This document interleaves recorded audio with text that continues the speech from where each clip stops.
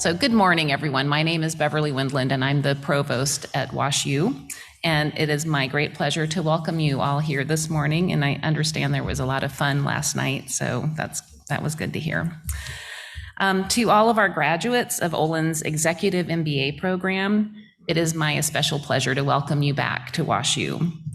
It is a real privilege to have all of us be here together for this significant milestone. And this is a milestone not only for you and for the program, but for our university and indeed for the St. Louis region. There are nearly 2,500 students who have emerged from the Executive MBA program. That gives me some goosebumps.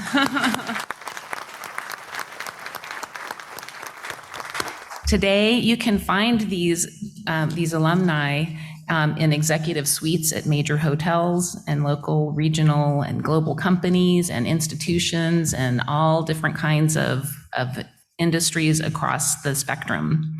You can find them behind innovative startups and groundbreaking innovations as entrepreneurs.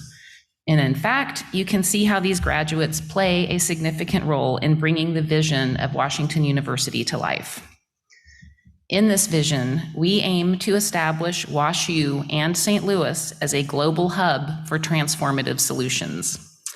And as our graduates influence industries like healthcare and bioscience, agriculture and construction, financial services, and social impact groups, we extend the intelligent, values-based leadership that is a hallmark of WashU education to the St. Louis region and beyond. And we owe a debt of gratitude to the visionary leaders of the Olin Business School who established this program 40 years ago, along with all of those who have carried on its legacy. These people include Olin's dean at the time, Bob Virgil, along with Jim Little, Ron King, Mahendra Gupta, Stuart Greenbaum, and current faculty and staff members Anjan Thacker, Nick Argyris, Marcus Baer, Todd Milborn, Carrie Donnelly, Julia Garza, Corey Barron, Darlene Lissone, and Shanae Walker. So let's say thank you to all of these people.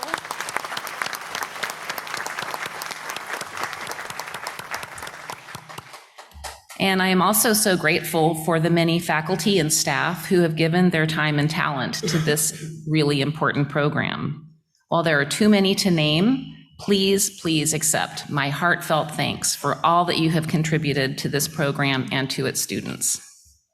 Now, additionally, it's appropriate to acknowledge the path Olin's EMBA have blazed for new executive programs that extend WashU and Olin's reach around the globe. These include the Shanghai EMBA in partnership with Fudan University, and they celebrated its 20th anniversary last year.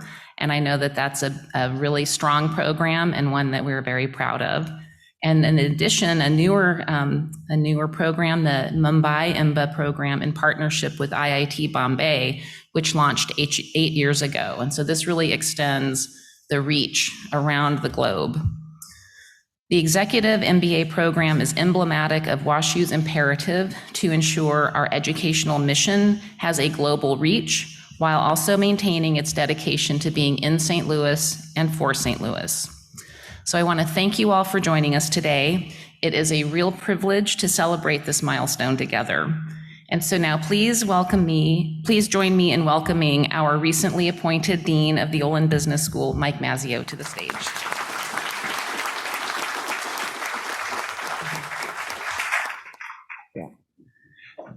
Thank you, Provost Wendland, and welcome everyone. It is wonderful on my 23rd day as the Dean of the Olin Business School. It's a privilege to step into this role with amazing institutions. And I'm so glad that the 40th anniversary celebration of EMBA here at Olin coincided with the start of my deanship, because it allows me to get acquainted with this wonderful community so soon and early.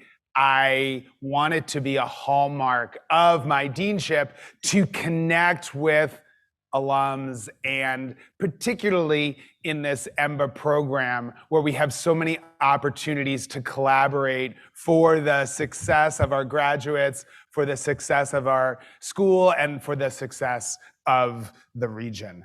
The EMBA graduates are an amazing group. I got an opportunity last night to hang out late at the dinner and meet many of you, and I'm looking forward to doing that throughout the day today and this evening as well. As the provost mentioned, Olin's visionary leadership has been a driving force behind this program. And just to echo, we owe a debt of gratitude to the previous Olin deans for their dedication in establishing this premier executive MBA program. I am very fortunate to be following in their footsteps and joining the amazing group of faculty who were your professors and who continue to teach in this program. We need you to be involved. We need you to be ambassadors for this amazing program and recommend people in your networks into the EMBA community. And I hope that we can collaborate on that and build for the next decade, 20, 30, 40 years of this program. Provost Wendland mentioned Bob Virgil, and I got the opportunity to meet Bob Virgil as I was applying for this job. He's the man who's responsible for starting the EMBA program, and there are so many reasons why Bob is beloved by all who know him. He served as dean from 1977 to 1993. In addition to building Simon Hall and facilitating the naming of Olin, he saw and recognized the need for a top executive MBA program in this area. He turned that into a reality in 1983 with class number 1 of the EMBA program. So Bob Virgil was kind enough to send a video for us today, and we're gonna show it now and hear what Bob has to say. When Bill Danforth asked me to be the dean in the late 70s, he said, "Bob, if Washington University had a nationally recognized business program, it would be good for St. Louis, and it'd be good for St. Louis business, and it'd be good for Washington University." So we went to work on it. By the time we got into the early 80s, I felt that perhaps now was the time that we could consider re-entering executive education. At that time, in the early 80s, there were not many executive MBA programs, but I thought that was something we could do, a degree program aimed at younger managers and companies who had been targeted by their senior management as people with future potential, but who lacked a general understanding of business. Our executive MBA program, under the leadership of Stuart and Mahendra and Mark, it reached levels I could not have imagined. It's been an extraordinary program for the Olin School for 40 years. We've now had 3,000 graduates. These are people who have become very, very successful in their careers. And through their success, they have reflected on the Olin School and its faculty. These people have been tremendous assets for Olin, for Washington University, for St. Louis. I don't think we would have reached where we have without the executive MBA program. It's been tremendous. Everything I have and I've done in one way or the other traces to Washington University. I can't begin to repay Washington University for what it's meant for me and for Jerry and our family. To you Washington University EMBAs sitting out there, some of whom I know, some I don't, some are current, some go back to that very first class at Wohl Center. I would just say to you all very briefly, you make me very proud of my days of deaning.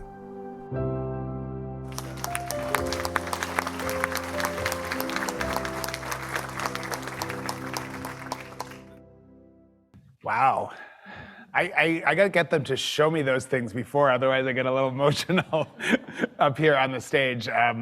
It's inspiring. Bob is as inspiring as ever, and his impact on Olin is truly amazing. Well, that's a hard act to follow, but Corey Barron will give it a shot as he introduces our first session. Corey, welcome everyone.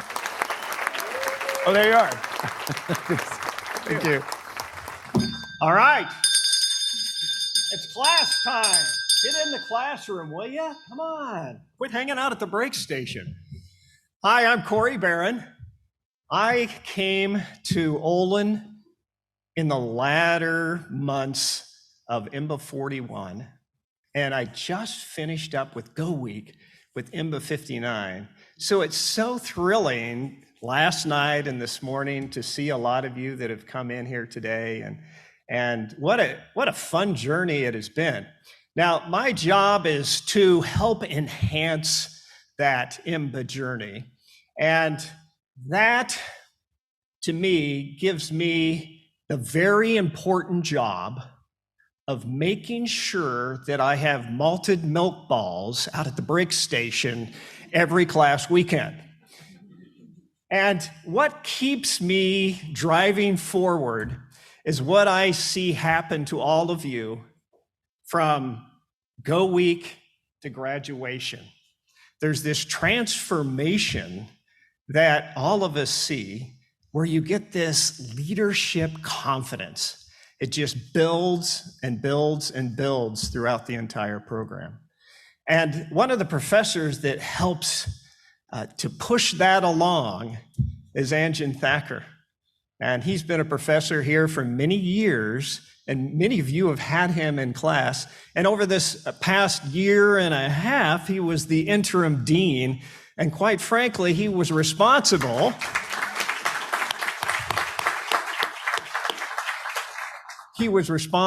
for making this 40th anniversary happen.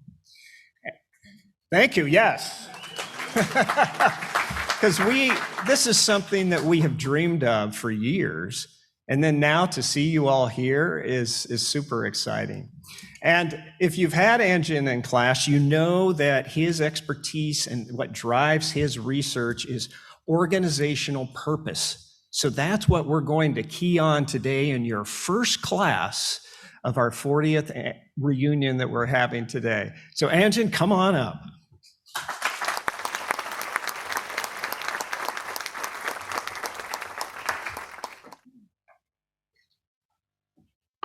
Thank you, Corey. Good morning. So many familiar faces. I feel like going to the whiteboard and drawing the CVF. And reminding you of all the things we talked about. But I'm going to do something even better. I'm going to introduce my dear friend, Bob Quinn, former colleague, co-author, mentor. Bob was supposed to be here, but he bailed out on me at the last minute with some flimsy excuse about flight disruptions and bad weather in Washington, D.C. But, we can't control the weather. So, do I have a clicker or do I have to? All right. He's the Margaret Elliott Tracy Collegiate Professor of Business Administration at the Ross Business School at the University of Michigan. Somebody I worked with extensively when I was at Michigan. It was actually my first introduction to, real in-depth introduction to learning about culture and leadership and organization behavior, and he taught me a lot. He's also a co-founder of the Center for Positive Organizations at the Ross School. He has an endless list. I was looking at his Vita, and he just has an endless list of these really high-impact research publications. The CVF that so many of you are familiar with is something that he and Kim Cameron were responsible for developing in the OB literature. That was one of his major contributions. And it's a tool, as you know, for analyzing organization culture. It's been used extensively in academic research. I've used it myself, not only in teaching, but also in consulting work that I've done on my own as well as with Bob and Kim. So it's extremely widely used. He's had enormous impact. He has published 23 books, which is just absolutely unbelievable. And they're all great books. So I'm not going to list all 23, but I'll mention a few of my favorites. So besides, of course, the 2 books that I wrote with him, which a little biased. But one is Deep Change, which has sold over 100,000 copies. If you have not read this book, I highly recommend it. And the other is, of course, the book that many of you are probably familiar with, which is Diagnosing and Changing Organization Culture with Kim Cameron. I call it the Little Green Book. It's a practical tool for measuring culture using the CVF. So he had another book called The Best Teacher in You, which won the Ben Franklin Award for the best book in education in 2015. So not only has he written a lot of books, but he's written some really impactful books, so worth reading, and not just for academics. So here's a little story that I want to share about an experience I had with Bob a few years back. So he sent me an email, and he said, here's a link to a video. And he had made a video on how do you find your own purpose in life, personal purpose. And he said, this was posted on the internet 3 days back. And I want you to guess how many downloads it has received so far. Now, my perspective on downloads comes from posting academic research papers on what's called SSRN, which stands for Social Science Research Network. So that's where academics like me post papers, working papers, before they're published, and you expect other academics to subscribe to SSRN to download them and read them. And SSRN keeps track of downloads. So if your paper, and it's organized by subject matter areas, right? Corporate finance, dividend policy, capital structure, so on and so forth. And if your paper is the most downloaded in a given month, SSRN sends you an email saying, congratulations, your paper was the most downloaded. There's no cash prize or anything. It's just a little email to make you feel good. And so one day I'm having dinner and I get this, I'm sitting with my phone, which shouldn't do, but anyway. And I'm scrolling down and it said, there was an email from SSRN saying your paper so-and-so was the most downloaded. So I shared it with the family and they said, my wife says, well, how many downloads did you get? I said, well, let me scroll down. 23. All of a sudden, nobody was impressed, right? And I said, no, you don't understand. These are esoteric academic papers. Nobody actually reads them. The median download is 0. So 23 is a big number, right? Still, I couldn't impress them, right? So that's my perspective on what a big number is when it comes to downloads, right? Now, there's one exception. I have a paper with Bob, which is on purpose. And that we just got an email, got 459 downloads. For me, that's staggering. It's never happened to me in my life. It's the only time. And so, the only reason why that is the case is because Bob is a co-author. It wouldn't happen to a paper by myself. All right, so with this in mind, when Bob says 3 days on the internet, how many downloads? So I said, he wouldn't send me this email unless it got a ton of downloads, right? So I wanted to guess a number that was so ridiculous it couldn't be true. So I said 3,000. Impossible, right? 3 days. And he emails me back a short time later and he said, no, 300,000. In 3 days. A month later, it had 15 million downloads. And I remember having this conversation with Bob. I said, Bob, how do you explain this? I've seen the video, it's nice, but 15 million? And I said, how do you explain this? Then he said, there's only one explanation. We all hunger for purpose. And he says, when I post this, there are so many, he was inundated with emails from people all over the world, including from countries he'd never heard of. There are 200 countries, so I'm sure, we don't know all the countries in the world. And so that's Bob Quinn. But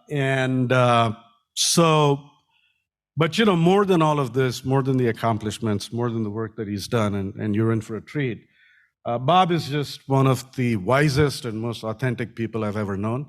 So please join me in welcoming Bob Quinn.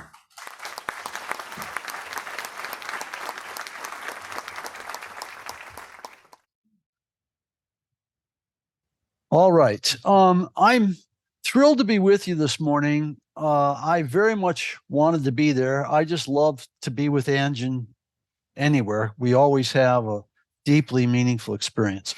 But this morning, I've been actually kind of excited to think about sharing this material with you. And I want to do three simple things. I'm going to share three stories with you: a story about a first-line employee, an executive, and a CEO. And then I'm just going to open this up for questions, and Anjan can facilitate the questions. So I'll do half of this in terms of sharing these few things, and then we'll spend our time talking together. And I'm very anxious to have that conversation with you. I want to begin with the story of this first-line employee who happened to be my daughter. She was getting a little older. She wasn't married, and her constant mantra was, well, I don't care that I'm not married. Then her biological clock started ticking, and then the tune changed a little bit. And then she started to get a little depressed, and she said, at my age, there's not a decent male left on the planet to marry. So life was getting a little dark. And then Prince Charming rode onto the scene. Bells were ringing. Life was good. 3 months later, I walked into my wife's study, and she was on the phone with my daughter. And it was crystal clear what had happened. This guy had just dumped her and ended the relationship. And she was devastated. She went on at some length. Now, firstborn children tend to have a common characteristic. If they're miserable, they want you to be miserable too. And so she announced she was coming home that week, and I thought, oh, no. And my wife said, you're the father. You go to the airport and pick her up. So I arrive at the airport. She gets in the car. She doesn't say, hello, how are you, or anything like that. She says, that no good, dirty, da, da, da, da. 5 minutes later, she took a breath, and I said, are you problem solving or purpose finding? She didn't even hear me. Well, we repeated that 4 times. The 5th time we got to the driveway, and I said, are you problem solving or purpose finding? And she stopped. She looked at me. She said, what are you talking about? And I said, well, I sent that letter to your brother about purpose finding versus problem solving, and I sent you a copy. She said, this is the real world. By then we're in the house, and I said, well, I think this is about the real world. And I reached into my cabinet and I pulled out a piece of paper, and it said, Robert Quinn life statement. And she ripped it out of my hand. She started to read, then she slowed down. Finally, she looked up and she said, when you feel bad, you read this? I said, no. When I feel bad, I rewrite it. I've rewritten it hundreds of times. She looked at it and said, yeah, I can hardly understand some of this stuff. I said, no, it's because it's been customized to an audience of one. And then the first miracle happened. She said, do you think I could write one of these? I said, I'm sure you can. Now, the miracle is she disappeared in a room for a day and a half, and I did not have to suffer. That was the miracle. She got on a plane. She flew back to where she lived. And 3 days later, the second miracle, I get an email, extended email. And in the first part, she says, he called me. In the second part, she said, after he hung up, I wrote him this letter, and she included the letter. Well, I started to read, and it took my breath away. This was an incredibly authentic, vulnerable, honest letter in which she tells him how she felt when she met him, how she felt in the middle of the relationship, how she felt when it ended.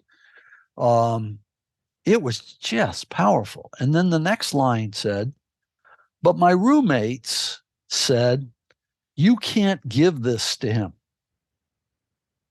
Now, if you think about that for a second, usually you have a group of very wise roommates who understand the world, and they understood that dating is a world of transactions. It's business, right? We're constantly evaluating each other.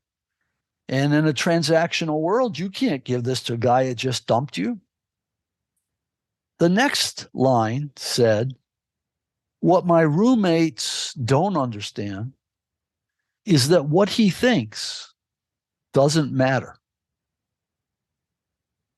Now, this is an interesting sentence. 3 days ago, what he thought caused her life to shatter. Now she's saying, giving this letter to him doesn't fit my roommate's transactional model. This is about me being who I really am, and how he responds doesn't matter. Now, this is a miracle. Now, the story has an interesting twist to it. Up until that time, she was a first-line employee. A very short time later, she was promoted, and then she was promoted again. And the question is, why? This is a story about dating.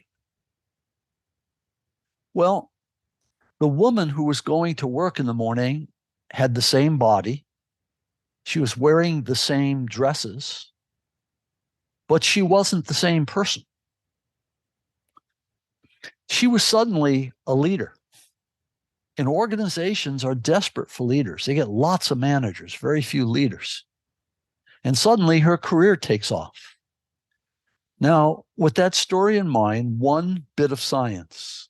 This is from my friend Vic Strecker in a literature review he did just a few years ago. What happens if someone has an authentic life purpose and strives to live it? Well, number one, they live longer. Number two, they're much less likely to have a heart attack or stroke. Alzheimer's is cut by 50% in terms of risk. During the day, people with purpose relax more. They sleep better at night. If they get into some kind of addiction problem, they are twice as likely to recover as a person who doesn't have purpose. Their immune system is more effective. They have more good cholesterol. They have better sex, more friends, more happiness, deeper engagement in life, more money. This is an extraordinary list. When I first showed it to Anjan, he didn't believe it. He wanted to see all the references. If I was going to launch a new company and I was an entrepreneur and came to you and said, I have a pill, I'm going to sell it for $5. It'll give people this. Would you invest in my company? I suspect you would. This is an incredible list. If you look at it long enough, it has a message. And what it says to me is you and I are designed to be purpose-seeking mechanisms, to have a purpose that's higher, that's based on integrity and authenticity, as opposed to transactional convenience. When we do, everything changes. If you want some persuasive evidence of this, think about the worst boss you ever had and think about the best boss you ever had. The chances are that your best boss was much closer to purpose than your worst boss.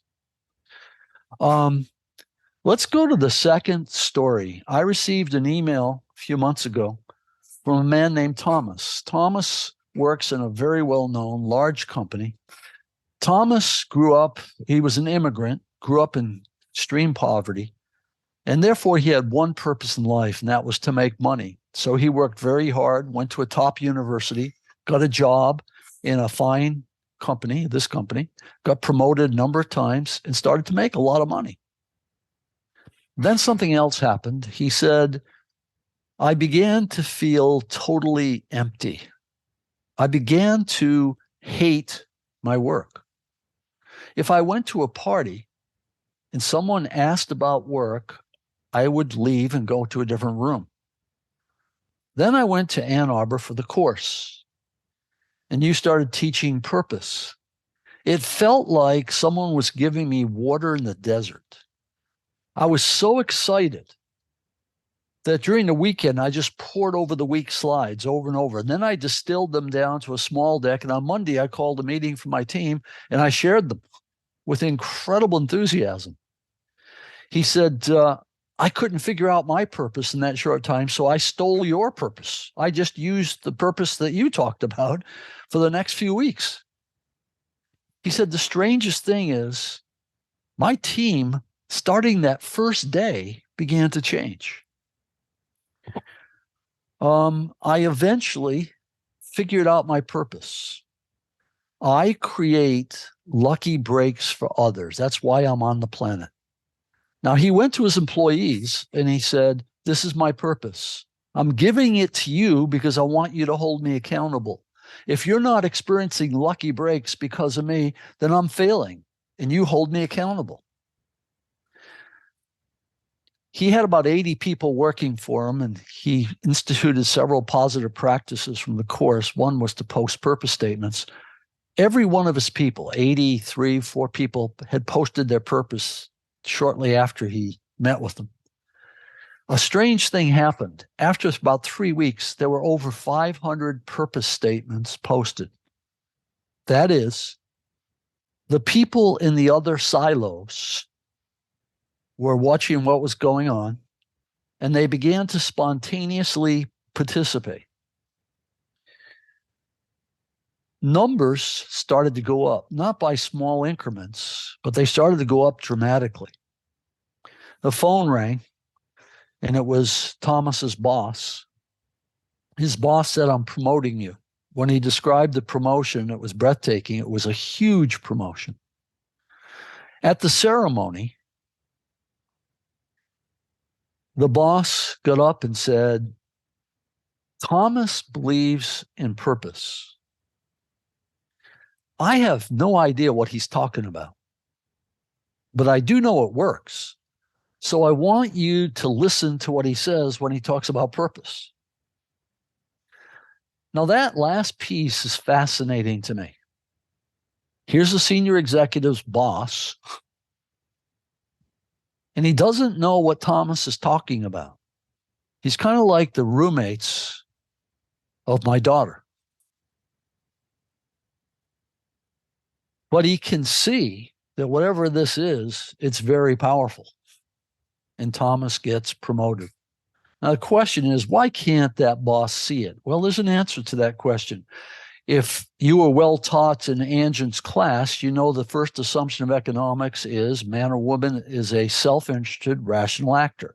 Self-interest, reason, action. Second assumption, resources are scarce. Third assumption, conflict is natural. And the assumptions go on, and you begin to get a set of beliefs, a religion that looks like this: self-interest, logic, scarcity, conflict, competition, contract, we negotiate, order, transaction, authority, accountability, control, compliance. That is the religion of management. It's unassailable. What that produces is a managerial mindset based on experience. All day long, I'm dealing with problems. There's lots of confusion. Silos are fighting with one another. There's distrust. People filter the information in the organization. People are not fully engaged. The solution is I build a control system. They resist the control system. Proves that they are bad people. The isolation spreads. Everybody is just at best satisficing. Now, those are two very big pieces of reality. In the year 2000, we started a new field of study called positive organization scholarship. As the same time, positive psychology was being born at Penn. After 20 years of studies, we know a lot about the answer to the question, not to what people normally look like, but what do people, groups, and organizations look like at their best? And what we get is a very different list: purpose, vision, communion, communication, trust, authenticity, engagement, and so on. When I go around the globe presenting these things and I put this up, the average person in the room, whether they're first line, middle, or CEO, have the same reaction. That's not realistic. Realism is in the middle of the curve. Well, excellence, by definition, is deviance from the norm. There's a reason why Thomas's boss can't understand purpose. With that in mind, I would like to share with you an absolutely precious third story. It's the story about a real CEO. His picture's there, Jerry Anderson. Jerry Anderson is an incredibly authentic human being. So he's going to tell you truth that we normally wouldn't hear. It produces 13 minutes of an incredible case study. We've talked about a first-line employee who transformed and became purpose-driven.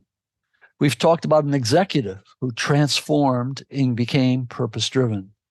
Now we're going to talk about a CEO who was transformed and became purpose-driven. When Anjan and I did the study that we published that last book on, one of the most shocking things to me was 50% or more of the CEOs who had purpose-driven companies, when they first became CEO, did not believe in purpose, people, or culture. They all came to it by crisis. And then they created purpose-driven organizations.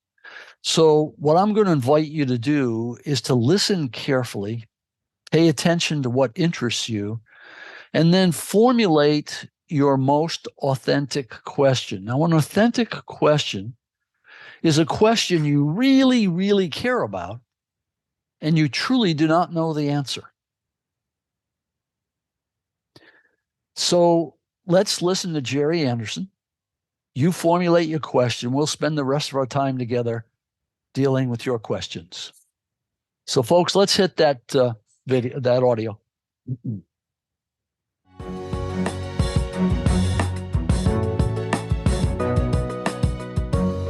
As president of DTE Energy back in 2004, Jerry Anderson knew he had a problem. Surveys showed workers at the utility company were not performing up to their potential. You know, we weren't a good company then. Anderson tried to shake things up by adding training, changing incentives, increasing managerial oversight. The results were disappointing. That's when he realized his people were not to blame. His approach was. I mean, it's a simple thing, but if you want a company to be excellent, you have to draw people's discretionary energy, their extra energy. Well, what do you give your extra energy to? I give it to things I care about and believe in. On today's show, turning purpose into performance. In a bit, we're going to hear from Bob Quinn and Anjan Thakur. The two business school professors wrote the HBR article, Creating a Purpose-Driven Organization. It's on the cover of the July-August 2018 issue of Harvard Business Review. But first, we're going to hear from the CEO of a company they wrote about in their article. That's Jerry Anderson of DTE Energy. Jerry, thanks so much for talking with the HBR IdeaCast. Oh, happy to do it. When was the moment that you realized you needed to try something different? It happened on the cusp of the Great Economic Recession, actually, when my own company was being talked about as being thrown on the scrap heap of broken companies in Detroit. We were going to be among the first junk bond utilities, was the talk in the industry. You know, we weren't a good company then, and I came in and really sort of firmly laid down the law that we were going to be a different company, and told everybody that I wanted a plan where they were going to hit benchmark numbers, and we were going to begin to have a performance ethic at DT and behave differently and not accept mediocrity, all of which was heard, I would say, but not embraced. And the further you got down in the organization, the more it scared people. And by the time that process had played through, which was 2007 working into 2008, we were improved, but the engagement of our people as we measured it via Gallup was really low. Improved but not changed.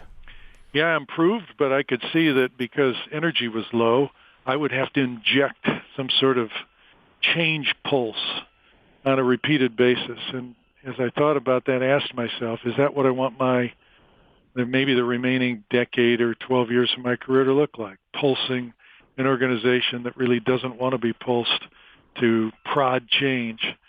And so I began to think about continuous improvement and a more sustainable, continuous model of allowing an organization to become excellent. And one of the cornerstone principles of continuous improvement is respect for people. You cannot ask your people to go to bat for the corporation unless they sense that you're going to bat for them. It's just an unfair exchange. You can't ask for their heart and their energy, but not provide something equally meaningful in return. Had you been a skeptic of purpose or purpose-driven organizations? I wouldn't say I was a skeptic, but I didn't understand the true power, and I didn't know how to infuse an organization with purpose and aspiration. I knew how to work a small team of leaders, or early in my career, how to work a team of 50 or 100. But how to line up over 10,000 people behind a purpose and an aspiration and make that real, something that people felt in their gut, I didn't know how to do that. I also didn't understand the power of it until I lived through the year that followed. Yeah. So what happened? As our financial plan went up in flames in late 2008, I pulled our team together and said, look, everything we've planned for the last year is scrap. We need a new plan. We've got about 10 days to do it. So let's go to work. And about 2 days into that planning session, two of my most senior leaders came back and said, look, too much money has walked out the door, probably $200 million, and we just have got too much of our costs and people. We're going to have to do a large layoff here. There's no other way to get it done. Well, I knew I was facing the decision of my career, because if I walked away from our people at their moment of greatest danger, that would echo and be remembered for a long, long time. So in the end, we made the decision to do the opposite. We went to our people and told them that this was a very big event we were facing. We couldn't promise how it would turn out, but we would promise one thing. We'd promise that the last lever we would pull to protect the integrity of the company would be a layoff, that we'd do everything in our power to prevent it. But in return, we said, there's something we need to ask of you. You need to go to bat for this company with an energy level and an intensity and a level of creativity that you never have before.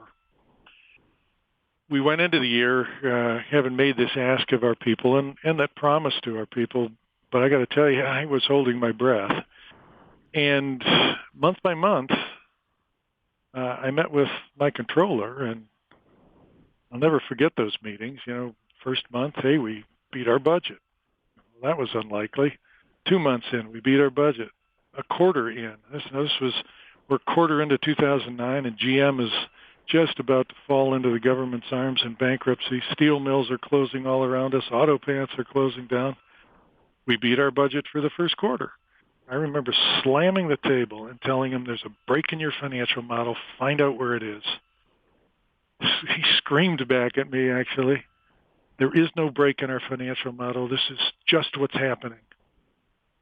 And it was then that I realized this ask we made of our people was actually playing out. They were coming to bat for the company with a different level of energy and a different level of creativity than I understood prior to then could be possible. It's interesting. I don't know if you had been seeing the signs, but just didn't want to believe that they were real yet. But what did you see on the ground that backed those numbers up? So the reason it was hard to see is that it was disaggregated. It was being carried out by 10,000 people. It was hard to put your finger on. It wasn't 3, 4, or 5 big initiatives. It was hundreds and thousands of initiatives being carried out by people. But I'll give you a good example. I remember not long after that discussion with the controller, meeting with a small group at one of our power plants, and we had been changing out the digital controls at the power plant. We were far enough into the project that there was no turning back, and it was a $30 million project, they thought, as we entered 2009. So they said to themselves, we got to do our part. So they began to bid the project harder and harder. Well, they took it from 30 to 27. million. And then they ask themselves, well, what is it that's really obsolete in these systems? And they narrowed down what was really obsolete and had to be changed out to certain circuit boards. So they went back to the manufacturers and said, look, we're in the same situation everybody is. We need your help. The only thing that's obsolete here is these components. We want you to manufacture those. $3 million. So they took the project from 30 to 3, cut out 90% of the cost through a step that in prior times they wouldn't have taken. They would have stopped after they'd moved from 30 to 27 and called it good. We hit budget. Yeah. Yeah, we did it. Took 10% out. That's pretty good. But the crisis called on them to think differently. And that was happening all over the place in examples large and small.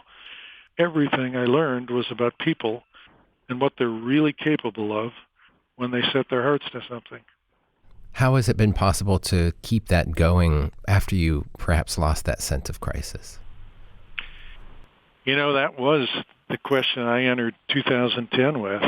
I realized clearly that we were going to move out of preservation mode. And as I thought about it, I realized that we needed to move from preservation to aspiration.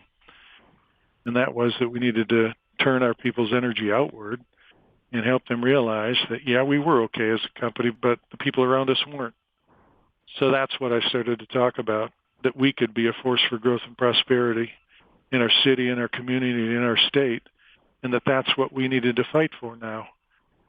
And that statement still lives today. In fact, it's been shortened to be a force for good, but it has power because it reaches back to that time in the crisis when we turned from trying to save the company to going to bat for our state and our communities. And that drew people's energy because people wanted to help the people around them. They wanted to help their city be vibrant again. And so that was really the second source of energy that was infused into the company. Some folks might hear about your experience and think, well, a public utility, it is regulated, but it has somewhat of a captive market, a geographic monopoly, and that purpose-driven organization wouldn't be possible at many, many other businesses in more competitive markets. So what would you tell them? What's the biggest misunderstanding about becoming a purpose-driven organization that you want to clear up? To think that you're going to build excellence in an organization and real drive when your people are giving you average or below average energy makes no sense. I mean, it's a simple thing, but it simply makes no sense. If you want a company to be excellent, you have to draw people's discretionary energy, their extra energy. Well, what do you give your extra energy to? I give it to things I care about and believe in. So in terms of a public utility versus other companies, yes, we face less market volatility than, say, a commodity-based company. But I can tell you our industry spreads out from really mediocre to excellent too. And so if I just talk to you about the hard measures, over the decade from 2007 to the end of 2017, sort of the period that I walked through my own journey learning about all of this, our economic performance was that our total shareholder return was up 275%, and our average peer was up 83%. So our performance over that period from a hard economic standpoint was over 3 times what our average peer was. And you can call me soft if you'd like, but my background is actually engineering, physics, and McKinsey. I have come to believe that the soft stuff really is the hard stuff. They have to go for your people's energy. And when you got your people's energy, it is wind at your back. Doesn't mean you don't have to do finances and strategy and operations really, really well to perform. But boy, those things are so much easier when your people are with you and really with you.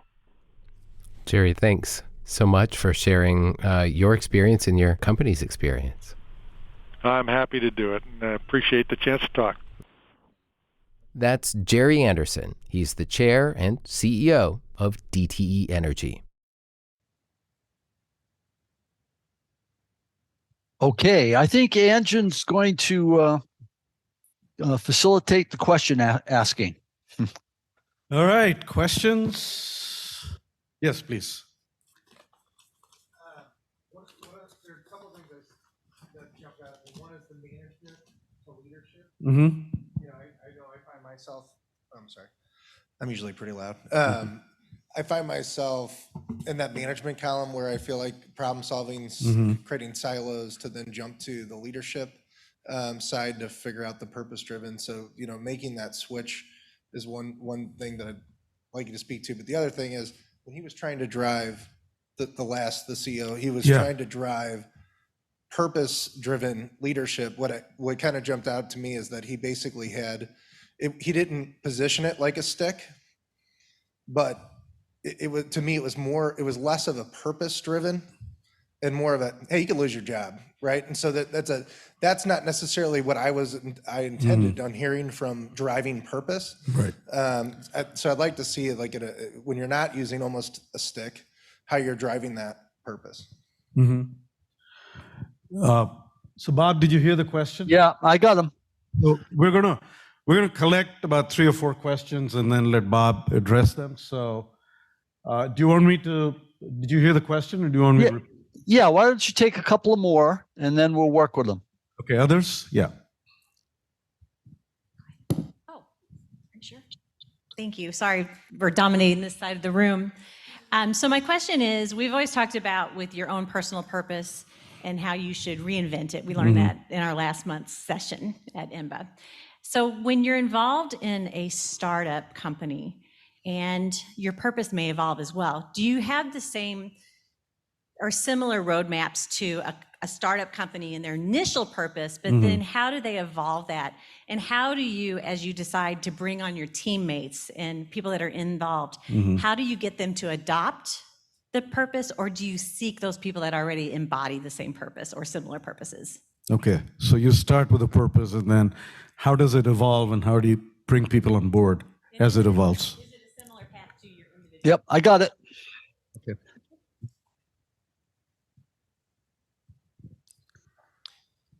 So the topic is very intriguing. It has me very curious, and there's definitely a level of excitement, and it lights. I think I probably speak for everyone in the room that it lights us up inside. There's something about that, and I'm also really curious because something that's I can't remember the exact word where he was talking about measuring 10,000 people, like I think it was disaggregated results.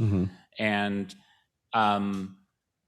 I wonder maybe from a human resources or trying to manage people, it almost seems like the tighter you grip a handful of sand, the faster it runs through your fingers. And so the purpose-driven element, while I wouldn't even question its validity, I wonder, how do you manage that within a company and not lose the spirit, right? I think part of spirituality is a sense of wonder, and part of quantifying is trying to discern and delineate and eliminate wonder and guessing and mystery. And so I think at a fundamental level, maybe I'm getting a little too esoteric here, but how in the heck do you manage that and hold on to it without the grains of sand of goodness and purpose-driven organization slipping through your fingers? So how do you keep it together? There you go. Yeah. I can't, you know me, Anjan, I can't fit it on a fortune cookie. I gotta use 1,000 words when 10 will do.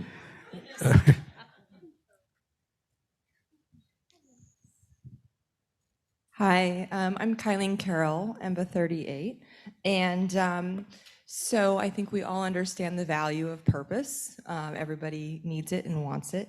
My key question here is I just listened in on this is, I'm very curious in your research and just listening to all these stories, do you find a difference in faith-driven purpose versus self-driven purpose? And what I mean by that is, if anybody is a Christian or you follow a religion, a higher power guides us to find purpose through that God or whatever religion you follow, versus purpose by what I find in myself, and I'm going to push through at all costs, regardless.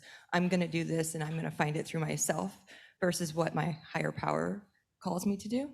And I'm curious of the results of that long term. So just to be clear, are you talking about like hedonic versus transcendent purpose? Is that? I'm just curious of the folks, when you hear these stories, how much does faith take a role in in driving their purpose versus them coming up on that in their own? Was there a role in faith versus not? All right, Angie, I think those questions will keep us busy for 3 hours. Okay. I'll step off the stage, let you. Okay, well, let me just go through what came up there.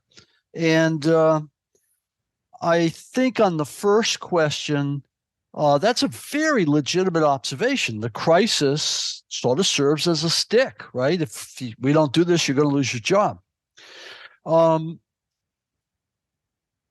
But I think if you see it that way, you end up missing the message. Jerry was missing the message, so don't feel like it's not common. But what happens? He gets up and he said, he didn't tell you this, but he got up for 200 and he said, here's transparent analysis. Here's where we stand. We downsize or die. We're not going to downsize if I can possibly help it. So he gives the message. And he also said to them, I don't know the answer, something a CEO would never do, right? But I do believe that you know the answer, and I'm not even smart enough to ask you the right question. And he went back to his office and thought, what did I just do? And that's when the story starts about the finance guy coming in every month saying, we're ahead of plan, we're ahead of plan. And at that point, he said, it began the greatest year of education of my life, as I began to understand what in the world was going on, because I didn't understand. And then he tells the story about that 30 million down to 3 million story. But notice that he said just before that, there were 100,000 initiatives all over the company. They were not being driven from the top. They were being driven from the bottom.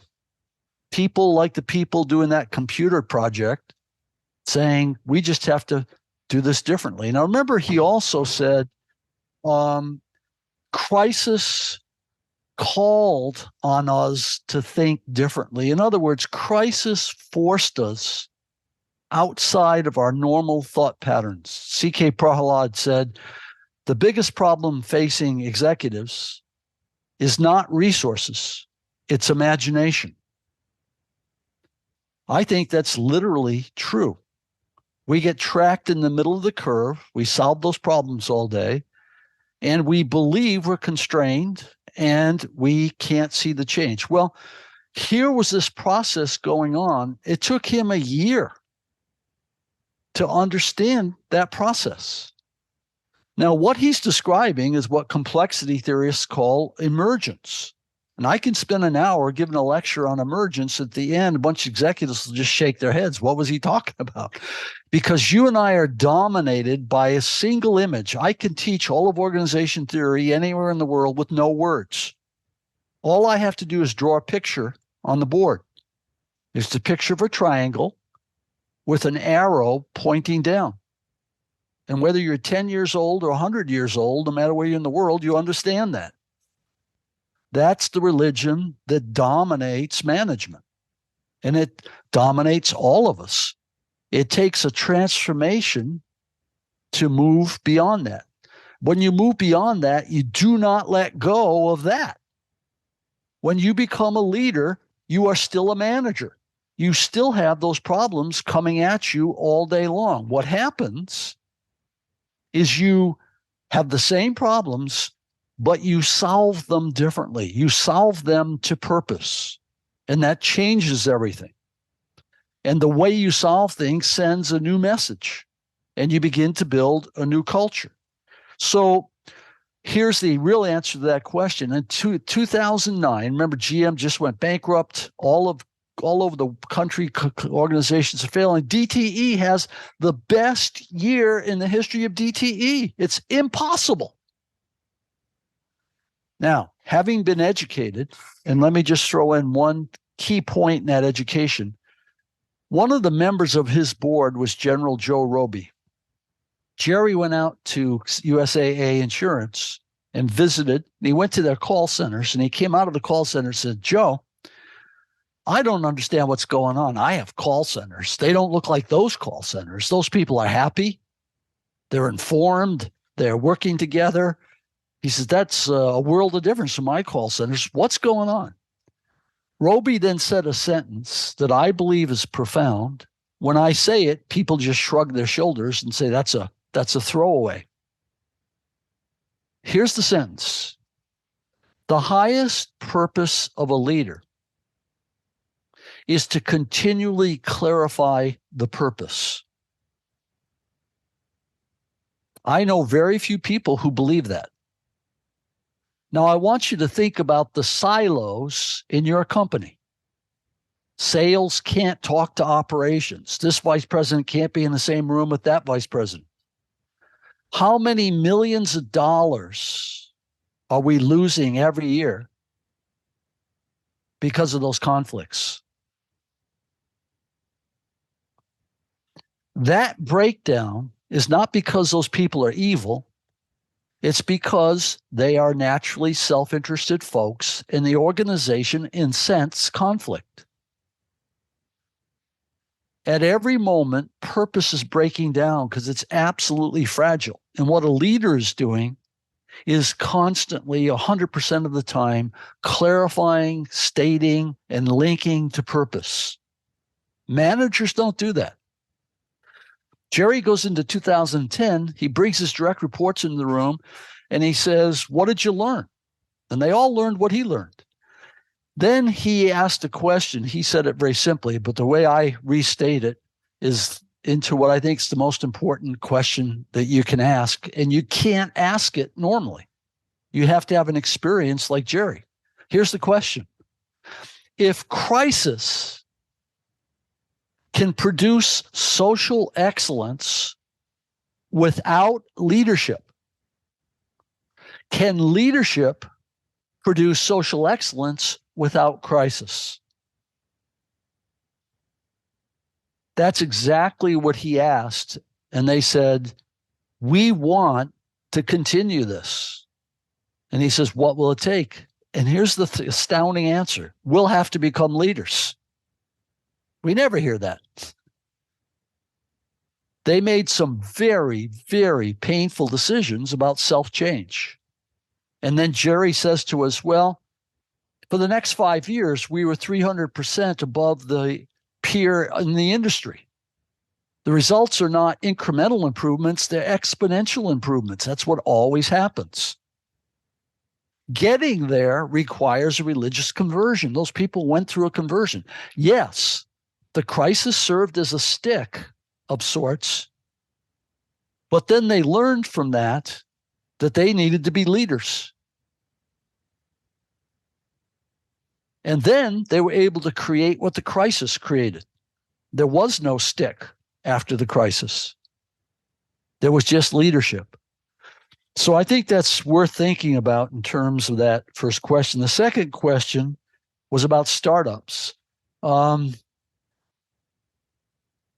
me take you through, if you remember the competing values framework that Anjan talks about all the time. Typically, when there's a startup, you have some entrepreneur somewhere with this idea that's going to change the world. He's going around begging for dollars. He's got 6 people in a garage somewhere. They get up at 6 a.m, go to work. They stay to midnight. They are incredibly purposeful. They're very high on yellow relationships. Everything's very intimate. And they are off the scale, working hard in the blue quadrant. There's 0 red quadrant, 0 structure.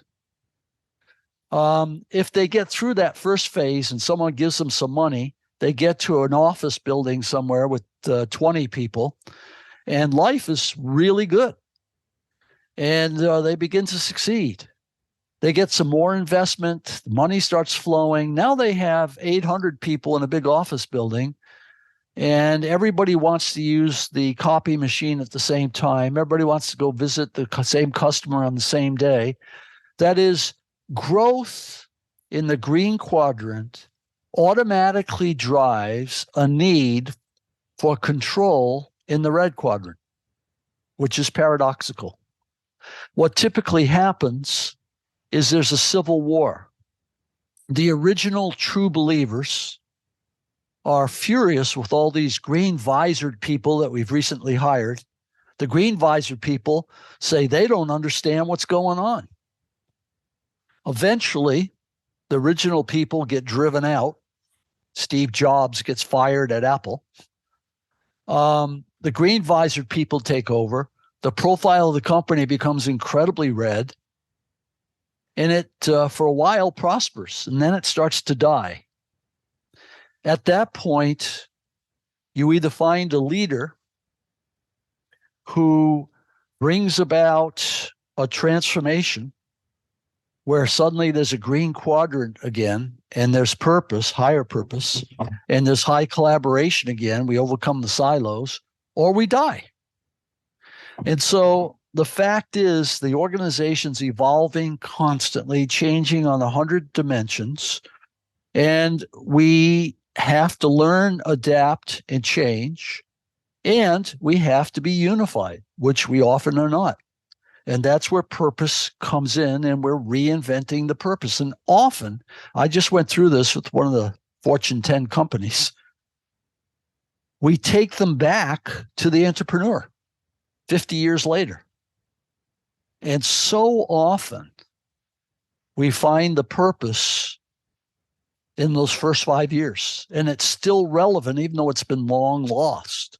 So I think on that second question, there's constant need to learn and adapt, to reunify in the face of ever-changing conflict. And that's what leadership's really about.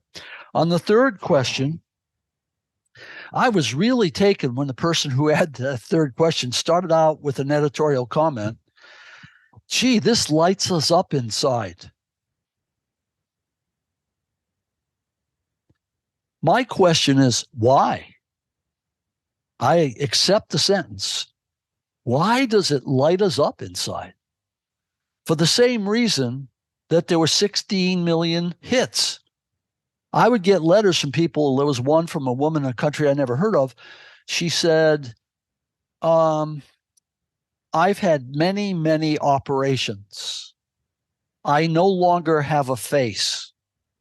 I'm going to die in 3 years. I really want to find my purpose because I want to make these last 3 years as meaningful as possible. All over the world, there's a hunger for purpose. In all of your organizations, there's a hunger for purpose. They often deny it. I don't care. I get my kicks at the bowling league. I don't care about the... That's simply not true. They're saying that to protect themselves. They're hungry for purpose. The kids at school are hungry for purpose, and they're not getting it. So that lights us up inside sentence, I think, is maybe the highlight of the morning. Then the question was about the 10,000 and measuring them and so forth, the sand through the fingers, and not losing the mystery through the quantification. What Jerry said is not, I didn't know how to measure 10,000 people. That is not what Jerry said. What Jerry said is, I didn't know how to inspire 10,000 people. It's really interesting that we have this sort of Freudian slip there, that it's measurement. When we make that mistake, we're flipping to the middle of the curve. We're into the compliance mindset. It's automatic. We all do that. There's a CEO at a major company who tells his people, I do not want you to hold your people accountable. I want you to lead them so they hold themselves accountable. Now, on the one hand, that's clever. On the other hand, at a much deeper level, it's incredibly unfair because those executives have no idea how to lead their people so that the people hold themselves accountable. It's outside that middle of the curve mindset. What Jerry learned was how to use the power of purpose to inspire people to share their discretionary energy. And that was the lesson of 2009, 2010. He and the rest of them transformed themselves so that that could happen.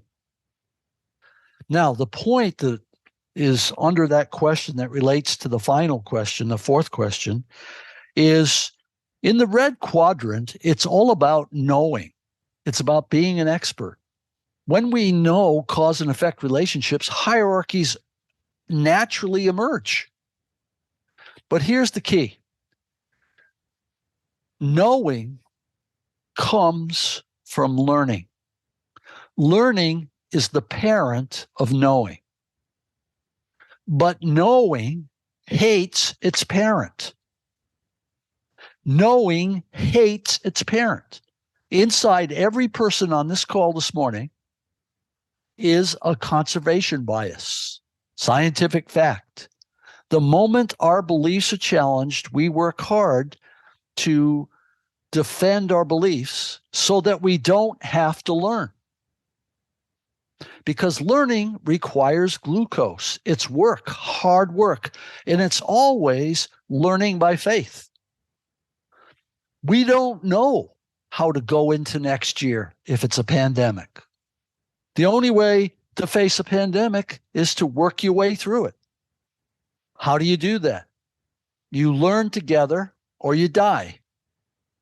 I've had so many phone calls in this past year about, in the pandemic, we reached a high level of cohesion. Now the pandemic's sort of behind us. How do I keep that? What are they saying? Crisis caused our particular company to rise and do things we didn't think we could do. We now have two business models, both of which can work. Well, the crisis produced that. How in the world do we do that without crisis? Because we can't imagine leading these people. So the red quadrant is essential. We have to have it. But it's always threatening to kill the green quadrant. The yellow is threatening to kill the blue is threatening to kill the yellow. That conflict is always there. But if you think about taking a company through a pandemic, what is that? That's a journey in learning by faith. We don't want to take any more risk than we have to, so we want to be experts with the answers, even when we don't know the answers. We still pretend to be experts, and we tend to apply the red and blue quadrant mentality. When what we desperately need is to move to the yellow quadrant, organize people to higher purpose, and have 5 brains working together so that 2 + 2 is 5, not 2 + 2 is 4, which takes us then into the green quadrant where we learn, we grow, we create, we change ourselves, we change the organization, we reach the customers, we give them what they want, and we have a golden period. Then what happens? We lock into the red quadrant, we lose the gold period, we either die or we change, and the cycle goes over and over again. So that takes us to the 5th question, when she talks about different kinds of faith, and she talks about higher purpose versus resilience. About a year ago, I was invited to give a keynote address at a conference on conscious leadership. And I knew that audience was all about spirituality. So I started reading the science of spirituality. That was an incredibly informative experience for me. Really stretched me to understand a number of things I didn't fully understand before. Higher purpose is not the mission of the company. It's not the vision. It's not the strategy. Higher purpose is your contribution to the world. Angie and I just did a big project with a food company. The CEO was really good at purpose. His people had to really struggle with it.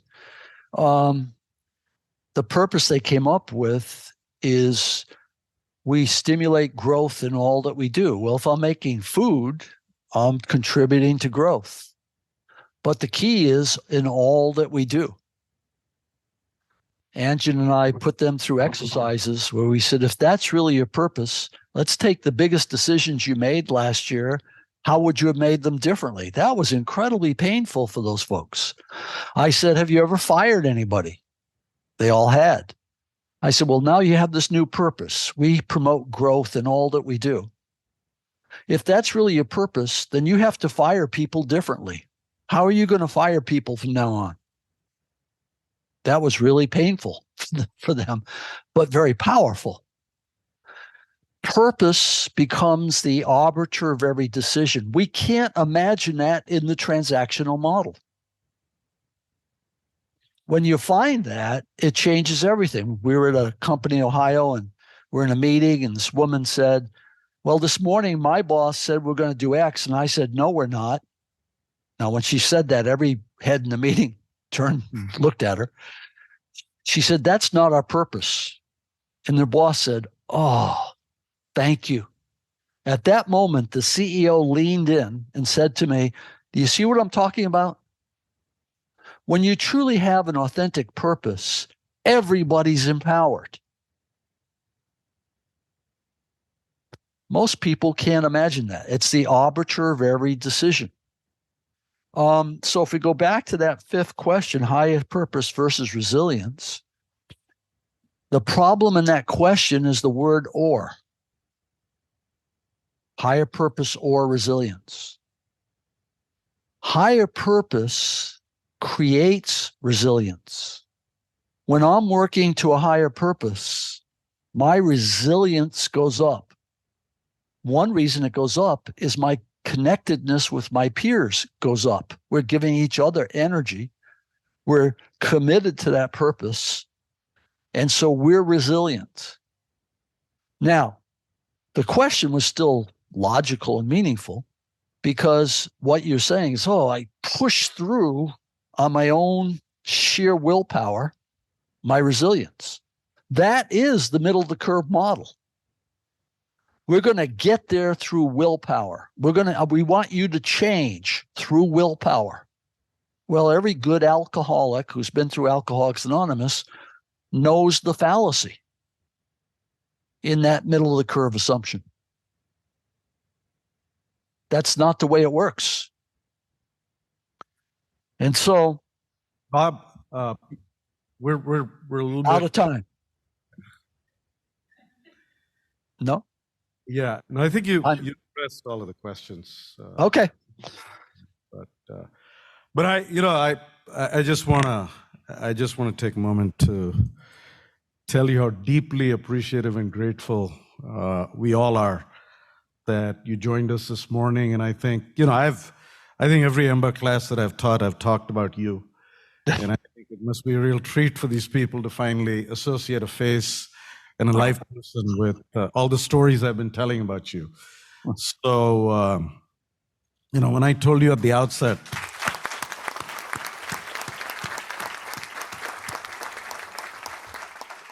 that Bob is one of the wisest and most authentic people I've ever known, I think you see it now. So, Bob, thank you very much. And thank you. And next time we'll get you over here and make sure that we bribe the weather gods to behave. Angela, let me just say one thing. If you look at those 5 questions that were asked, those 5 questions are right on target. Every one of those 5 people is asking an authentic question, and they have a deep sense of what we're talking about. And that says so much about what you've done with EMBA and who's in that room today. Yeah. Thank you, Bob. I appreciate it.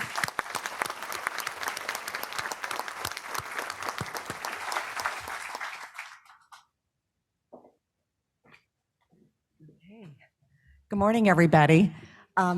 My name is Mary Houlihan. I'm one of the career coaches for the Executive MBA program.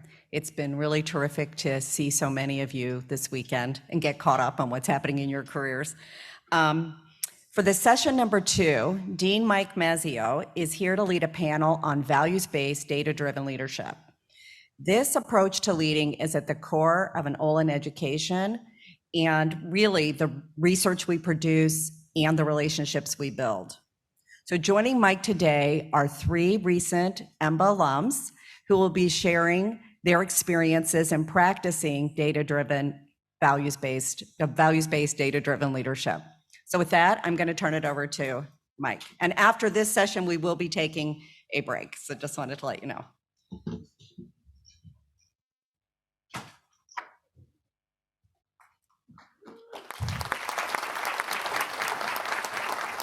Thank you, everyone, and thanks for joining. We're going to have an opportunity to build on the previous session with some words of wisdom and experience from our panel here. Let me quickly introduce our team. We have Saqib Salman, who is a senior vice president at Citi and a member of EMBA 56.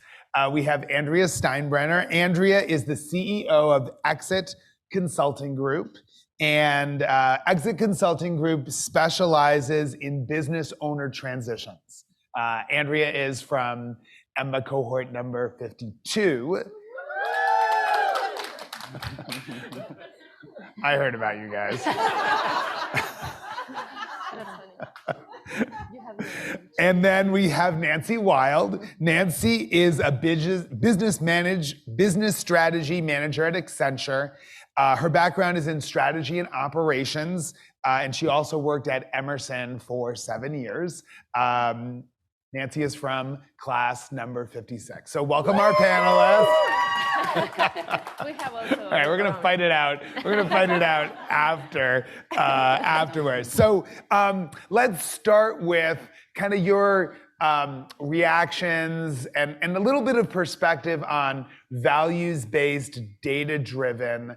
From your perspective as a leader, Andrea, why don't we start with you? Thank you. So when we were talking about this and preparing for this panel discussion, value-based, data-driven is very much part of any leadership in an organization. And I think where we get off, Bob spoke about it as well, is when we start to use data as a weapon instead of a tool. And I think the miss is the lack of empathy in leadership. So being able to bring in the soft side, the uncomfortable side, and pairing that with actual data so there is clarity around the purpose and there is clarity around the vision is probably where I would start. Yeah, and those tension between the two, but you want to kind of try to put them together, yeah. Right? I think, Saqib, what do you think about kind of that tension and how that kind of has played out for you? That's a great question. So for us, so I'm in the mortgage industry, and that was the industry that actually faced the first the disasters of 2007 and 2008. So we have a lot of data-centric metrics that we go by. What's happened is that the need for value-based metrics has really come up strong. And what we started doing is we started focusing on things like the Net Promoter Scores and the overall satisfaction for customers. And then not only that, also taking a look at perhaps the employee retention rates as well as the employee service scores, because it's extremely important to balance, like you said, the value-based impacts with the data-driven impacts. We do become way too focused on the data-driven side. So it's extremely important to bring in the value-based. And I would imagine in your business, right, there's so much data, right? And it's driving your decisions all the time, right? And so how do you think about that and stop and step away from that? Yeah, so we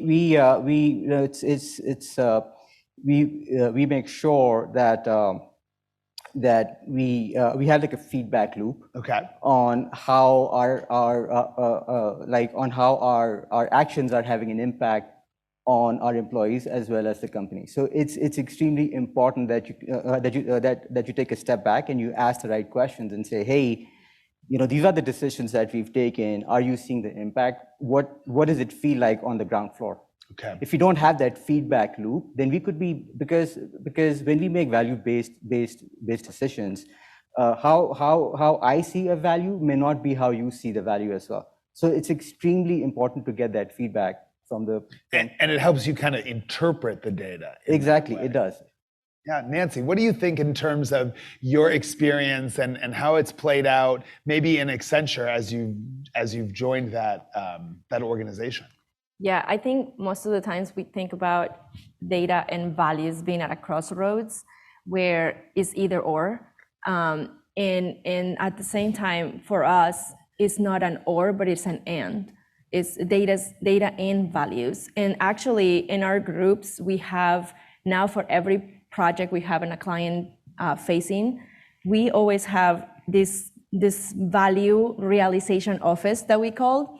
And it's not just value based on a soft end, where soft meaning like, okay, how many connections are we making with the clients or with the projects or internally, but also what is the factual number, hard-driven values that we're bringing. So it's a connection of both. This value realization office we call has both soft and hard value that we're bringing, not just to the client, but the value that they're bringing with the project itself and internally at the company.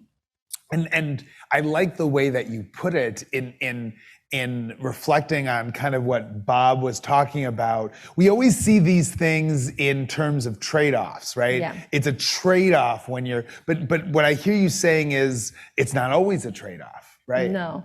I don't think being values-based and data-driven is a trade-off. It's a thing that you have to be together with. Yeah. Because like bringing together both values and data is a way, like you mentioned, it's not about having data as a weapon, but it's as a tool to prove or to back up the value that you're bringing. And value could be soft or hard, but it's backed up by the data. And it's not just like, oh, I have these hard numbers that are telling me we suck. But in reality, you're saying, okay, like, no, actually, we have these other two where like the collaboration sucks, the like all these things, and it could be both on the end that is like things when things are going bad, but also when things are going good, right? Like this person that they interviewed, he said, like, I couldn't explain why our numbers were going good, but then I started thinking about the value behind it, and it wasn't just the data, it was also the value. That was a really compelling part of the discussion, at least for me. So, Andrea, talk a little bit about your business that you're the CEO of right now, and just from the name of it, it kind of connotes some transition, it connotes development, it connotes kind of a combination between data and values. Talk about how businesses in transition experience this, and maybe some example that you can connect to for this kind of, maybe not trade-off, but enhancement. Yeah. So Exit Consulting Group is very definitive what we do. It's great because you know what we do, but it can be very polarizing if you're an employee in the company and all of a sudden your CEO asks you to write a check out to Exit Consulting Group. So we're bridging that gap all the time and trying to soften the blow of why we're there. And what I've found in the past couple of years working pretty closely with my partners and our clients is people get very fixated around the transaction of an exit, and we learn about it and we're taught about it, and it's what makes the splash in the marketplace. But it's really more about the transition. It's really about that value-based, starts way here to get to a transaction, and there's still more work to be done post-transaction. So that's where the transition side comes in, and it goes back to having the value base along with the data, because you can't accomplish any of it without it part and parcel. what I found, and we are taught this in EMBA all the time, and Corey even spoke to it when he was kicking us off today, we're all in the business of people at the end of the day. No matter what widget we sell, no matter why we ended up in EMBA and what we thought we were going to get out of it, we all leave being in the business of people. And so figuring out how to bring in those right metrics, figuring out how to use those data sets to drive people so that we can go inspire 10,000 people is our goal. Yeah. And so the fact that we're all sitting here today shows that we're still motivated to keep doing that. Yeah, and Sakib, in your experience, can you talk about an example where in the mortgage business, kind of this played out for you? Oh my God, yes. So the mortgage industry. So let's see. I've actually, like, whenever we have our goals, right? Our goals have almost always focused on widgets. Okay, so how many widgets per hour are being completed, or what is the pass rate, or what is the quality rate, and so on. And so in my role, what I introduced was an element of empathy. So you just spoke about empathy. You know, that's something that I've seen more and more of lately in leadership, which I'm really happy to see. But we have to know, we have to keep in mind the customers as well as our employees, and the decisions that we take have to keep like the benefit of them in mind as well. So in my in my role, when I was trying to develop the metrics, I specifically looked for metrics that would tie up how our employees respond to all of the impact zones. So what we did was we also kind of connected with the employees and made small focus groups to make sure that what we had in mind was something that was appreciated by all. I can't for a moment assume that I know more than everyone else, and that is true for all the other folks that work with me. But your employees know how it works on the ground floor, and they have that sense of giving you an education on how to do it right for them. So we always use their feedback loop, their input in making sure that we're taking the right steps, in this. So okay, we talked about this before and came up with some questions, and now I'm going to ask you something that we didn't talk about. So when I hear you guys talking about this, it makes me think about sort of, you may have to disappoint people. Okay, and I mean, anyone of you can answer. How do you think about sort of that tension where, you're not going to give everyone a mortgage, every customer that they want at the interest rate that they want it. You're not going to be able to keep everything the same if that's what people are looking for in a transition. Any of you thinking about that, right? How do you manage through that, potential disappointment? I guess I can give it a go.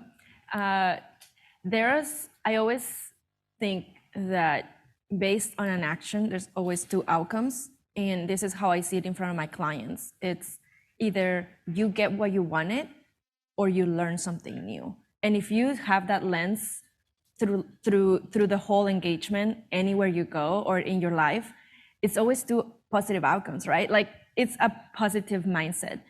In a way where in the case where you didn't get what you wanted or you didn't get what you signed up for, we go through a kind of assessment of what went wrong and why did it go wrong and how can we make it better next time. And obviously the clients, you cannot make it better next time, you have to make it better then. But in reality, it always, and we have gotten really good feedback from our clients on that aspect of doing things that way. Because it's kind of like in the last week of us being there, we're like, okay, what has been working and what hasn't? And tell us more about what hasn't. Because we're not here for you to tell us, oh, you guys did great. Because we know what we know and we do a really good job about it. But we want to get better. And the only way we can get better is by looking deeply on the things that went wrong. And so that's how we manage. I love that wisdom. I was writing that down. Andrea, people that you deal with, they're disappointed, right? Yep. It's stressful. Yep. Talk about how you navigate that. I'll do my best. So I'll give you guys an example. So anybody who's in deal flow or the brokerage or investment banking knows it's pretty caustic and it's up and down all the time. And there's, you hear all the sayings, time kills all deals. A deal's not done until it's signed. All of that's very true. And recently, so my company works a lot with privately held mid-tier companies. So the spread between Wall Street and Main Street, we're those middle guys. So these are companies that are well established, anywhere between 50 and $500 million size company, and they're generational. So there's a lot of family members inside of them. There's a lot of internal partnerships and key employees taking over. Spans everything from solopreneur to ESOP to corporations. And we were working with the sheet metal company. He's had it for 30 years. And he finally told us after consulting with him for 10 years, he's ready to go. So we put him on the market. Takes about 9 months to get to the actual due diligence phase. And we're in it and we're going to close. We were supposed to close on August 31st. And the buyer came to us on August 28th and said, I can't buy the company. The key employee was diagnosed with a terminal illness, and I'm not confident that there'll be somebody in there to run it.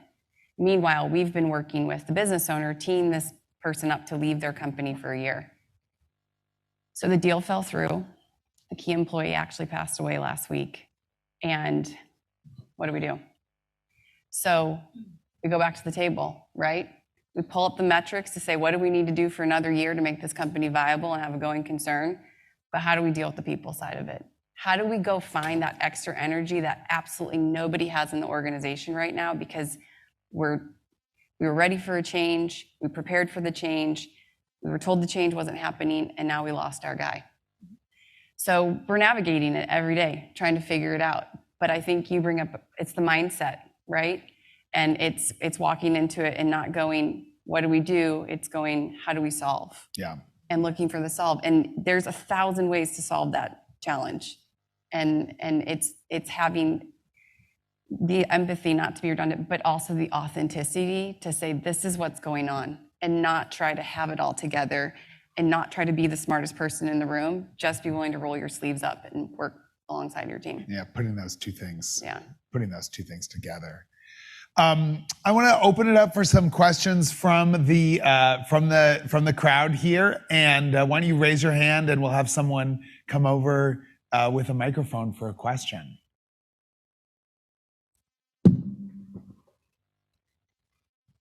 Oh, your buddies were so loud a minute ago. I threatened them all not to ask them. Now when it's question time. All right, right up here up front. Coming down for you. So just would love if one or all of you would like to reflect on a decision that you either made for your company or with a client around where the data, if you only looked at the data, it said to do X, but then when you rolled the values-based piece in, it said to do Y, and kind of how that evolved. I can speak to an example. All right, so we were just talking about disappointing customers, right? So if somebody doesn't get a loan, it could be because like it didn't really qualify or something happened. But the customers are obviously not going to be happy about it. So we used to use our database environment to kind of figure out, like who's going to pass, who's not going to pass. I mean, things where we can try and improve the process for the clients. One thing that we realized we needed to kind of add was an education for the folks that have the frontline access to customers, and that education to make the whole process transparent. So here's where the value-based piece actually came in, and we had our folks get trained in the interaction that included an education on the options and the fact that you may or may not qualify based on so and so. I mean, it's just that we try and make that line transparent, because if you have transparency, then there's a greater chance for success. So from a value-based perspective, we added that whole phase just a data to a data-based environment? I'll speak to it. I'll give you a really real example. So up until this current role, I was operations. I joined EMBA as operations person. I loved it. I did it my whole career. I joined my company as the COO. That was my path. That's how I identified myself. I'll never forget during leadership group, my small cohort said, "You're going to be a CEO." I'm like, "Well, that's not me. I'm an operations person."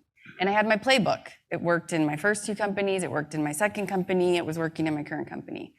And about a year ago, my partner came to me and said, "You're really transforming this thing and you're leading, and we need to make a shift, and you need to shift into CEO." And I kind of looked at him like googly eyes and thought, I don't want to call Jill and Sandy and tell them they were right. And so I said, okay, let's do this. So we made the shift. And a year later, I can tell you my playbook for being an operations guru does not work as a CEO. And I'm having to go back in real time. I sit in front of you bearing my soul. I'm having to redraft and figure out to be more values-based and less data-driven. Lead with values, follow with data. As an ops person, you lead with data, you follow with values. It's the same thing, but it's a shifted paradigm. And we're working through it in my company right now. So I think sometimes it's knowing the right filter to use based on the role that you're in currently, and being humble enough to realize when it's not working, and changing.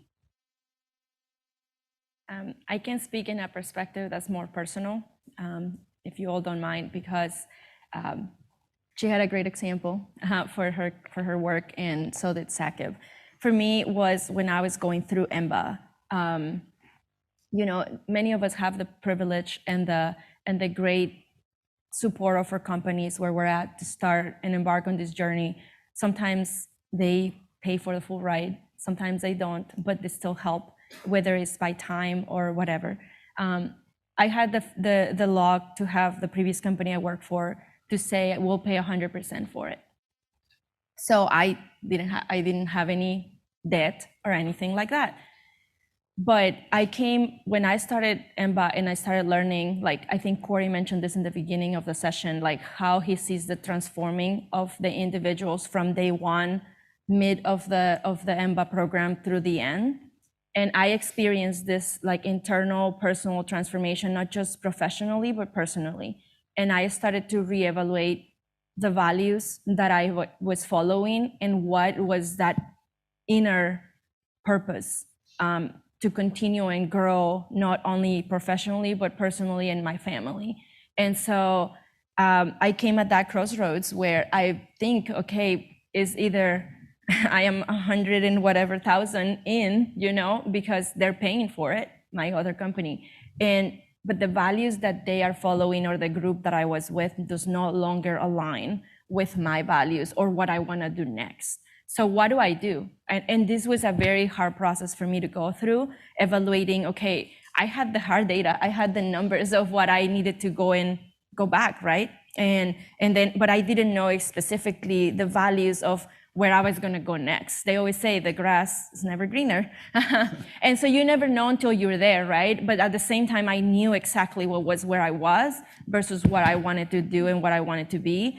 And I think at that point, I realized that it's not just about a money value. It's about the values that I have within myself, what I want to give to myself, to the company I'm in, and with my family. So it was like a whole power of 3 type of thinking and adding that data behind it as well.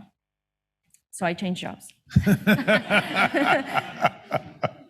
But it all worked out for the greatest of everything. I mean, everything happens for a reason. And I had great mentors on negotiating. So I negotiated some stuff there, I negotiated some stuff here. And I came to this company, Accenture, because they follow the value set that I wanted to go into and to learn more about. So, yep.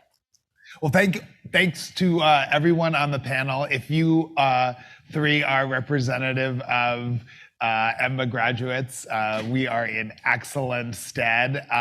Thank you for joining us. I think we're going to take a break right now. So join me in thanking the panelists.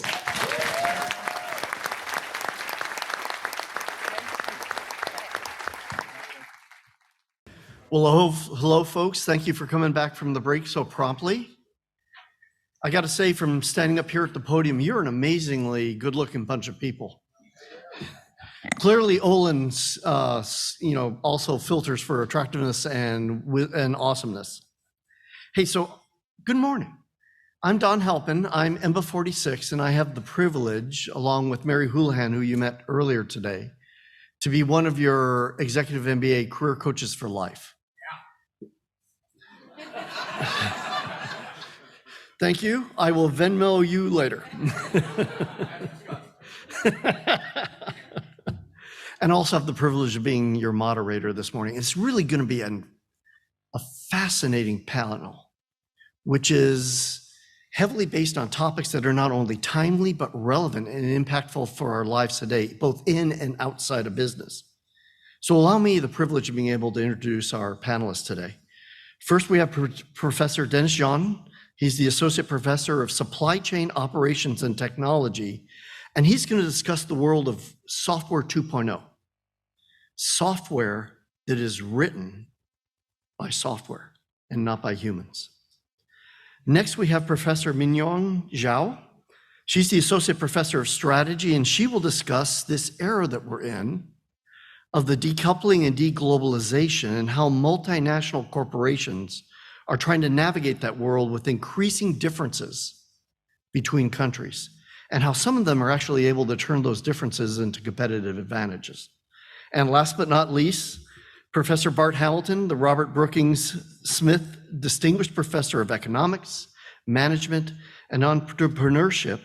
And he's going to lead us through a discussion as we ponder the question of is this AI boom something different, or is it really just .com bust 2.0? Now, before we get started, I want to mention that after our session today, lunch will be immediately outside in the Frick Forum. And that's where we'll have our last session of the day, is in the Frick Forum, where you'll have the opportunity to meet and hear from Jason Thien. He's the Chief Operating Officer and General Counsel for St. Louis City SC. And he's going to talk to us about the creation of that great group and its impact on sports in general, and specifically at St. Louis.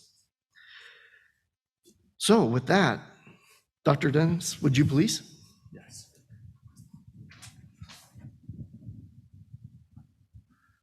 Perfect. Thank you so much, Don. Let me first share my screen. I'm sharing because I'm going to demo some softwares, not only show you slides. So let me try. All right, so I'll start with this slides.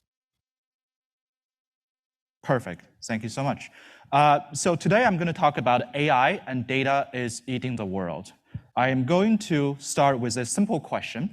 How many of you have been to a drive-through restaurant this year? Yes, me too, right? So drive-through restaurant in the US is a very large business. It's estimated US quick service drive-through market is around $190 billion per year, give or take. And one of the most important technology in drive-through restaurants is automating ordering. In other words, have a chatbot or AI talking to the clients so that we can hire fewer workers and we have faster services. So order chatbot is an important cost-saving tool here. Then the next question we want to ask is, how much did it cost to automate ordering? In other words, how much did it cost for me, let's say McDonald's, to actually create an order chatbot? The answer is we don't know. We don't have a market price like this, but we can dig through the past historical news about this. One of the piece of news is here, McDonald's, the largest quick service drive-through restaurant chain in the US, acquired a company called Apprint in 2019 for about $300 to $500 million. This Apprint company, their main technology is to design an ordering chatbot to talk to customers. And the reason McDonald's pays $300 to $500 million is to basically automate their drive-through. Okay, so give and take, we can say McDonald's pays $100 million, $200 million for the technology of order chatbot. Okay, so now let's ask another question: how much does it cost now, 4 years later? Okay, I don't know. I do not have an answer for you, but I do want to show you a piece of code I wrote for 25 minutes of my life. It only took 25 minutes of my life. And let's give a judge whether this is a reasonable order bot. Okay. So now I am going on to my Google Colab. Don't worry, I'm not going to show you actually how this code works, okay? So, but there are a few things I want to walk you through, okay? So the first thing you see, there is a keyword here, OpenAI, right? So I'm calling the package from OpenAI. The back end of my code is basically talking to ChatGPT, okay? I assume everyone here knows ChatGPT, which is this large language model which can seemingly answer a lot of questions, okay? So those are just my code. And here is my OpenAI API key. Don't take a photo, because if you take the photo, you can actually call OpenAI with my API key and bankrupt me. But anyway, so hold it. And then here are just very simple functions, which are basically letting my program talk to the OpenAI server. That's it. Nothing fancy here. Okay. The key part of my code is this part. I do not know how to program an order bot, but I do know how to talk in natural language. So basically, I was telling ChatGPT, you are an order bot now, an automated service to collect orders for a pizza restaurant. You should first greet your customer, then collect the order, then ask if it's a pickup or delivery. You wait to collect the entire order, then summarize it, check for final price, and blah, blah. If it's a delivery, you ask for an address. Finally, you collect the payment. You will accept cash, credit card, and Bitcoin. Why not, right? So make sure to clarify all options, and your response should be in a short and very conversational, friendly style. And the menu includes, let's say, 3 kinds of pizza, pepperoni, cheese, eggplant, fries, Greek, toppings, and then all the drinks. Okay, that's what I pass to OpenAI. Okay, now let's do a real demo to see whether this works. Okay, I hope it works. My dean is sitting there, so let's give it a try. Hey there, welcome to our pizza restaurant. How can I assist you today? Let's say I want some pizza for 4 people. Can you recommend a size? Let's see, what does Autobot tell us? Of course. For 4 people, I would recommend our large size pizza. It's perfect for sharing and comes with 8 slices. What type of pizza would you like? We have pepperoni, cheese, and eggplant. Let's do a vote. How many of you want pepperoni? Okay, let's do pepperoni. It's already majority. Let's say pepperoni pizza. What kind of drinks do you recommend? And let's also say, can you be a little bit more humorous? Let's see what's happening. Okay.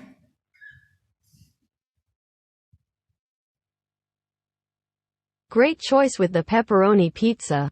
As for drinks, we have Coke, Sprite, and bottled water. If you're feeling adventurous, you can go for the Coke and Sprite combo and create your own Fizztastic fusion. It's like a party in your mouth.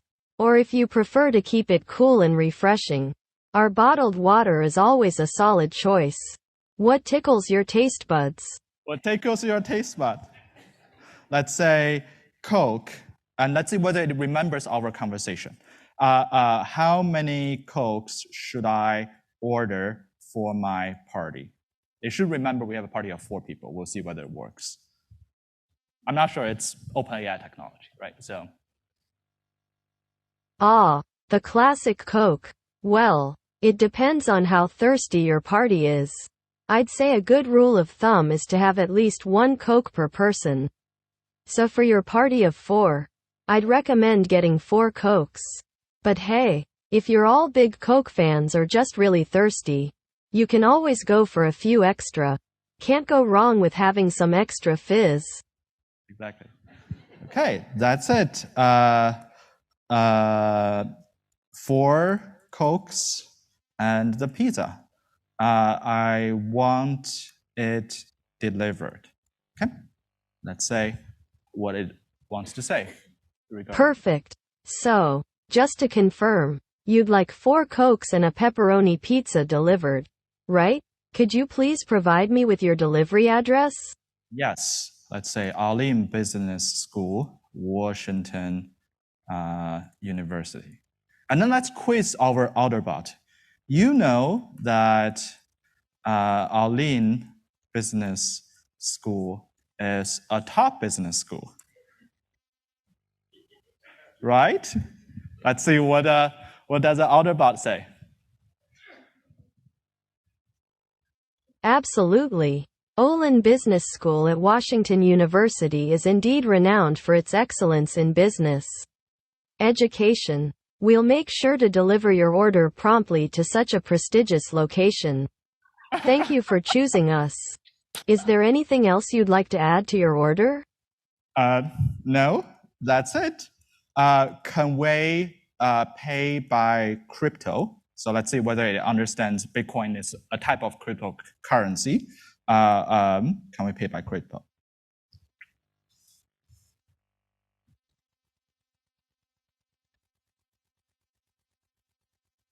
Oh, it takes longer. Probably the API is jamming. Yeah, the API is probably jamming, but okay. I'll stop here. Maybe they will come back later, but I'll stop here. So I hope this gave you a concrete example of something that I can write for 25 minutes and a reasonable Outerbot, and OpenAI or McDonough pays for roughly $100 million 4 years ago. Okay, and actually I lied. I didn't write this for 25 minutes. I spent 5 minutes to ask ChatGPT to write it for me. Then I take 20 minutes to debug the code ChatGPT sent to me, basically. Okay?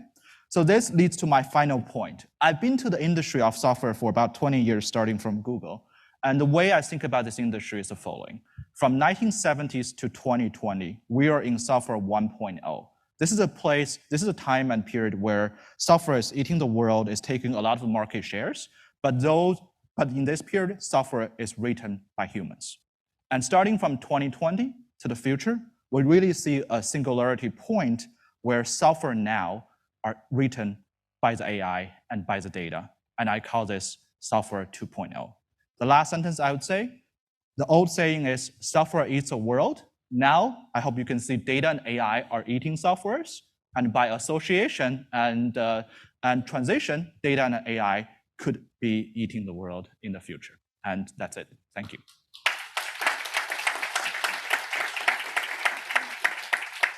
So let me introduce next guest, Mingyuan Zhao, Associate Professor from Strategy.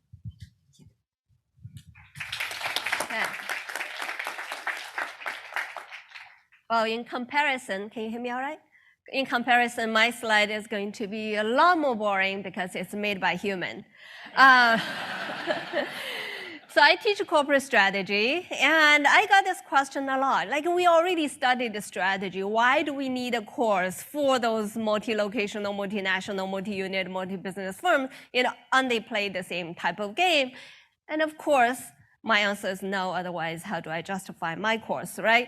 So what I'm interested in is the unique games played by companies spanning institutions. You're spanning industries with different characteristics. You're spanning locations with different characteristics. You're spanning countries with very different rule of law, governance levels, and so on. So in the 8 minutes I have, I'm going to show 2 examples. Oh, something is not right.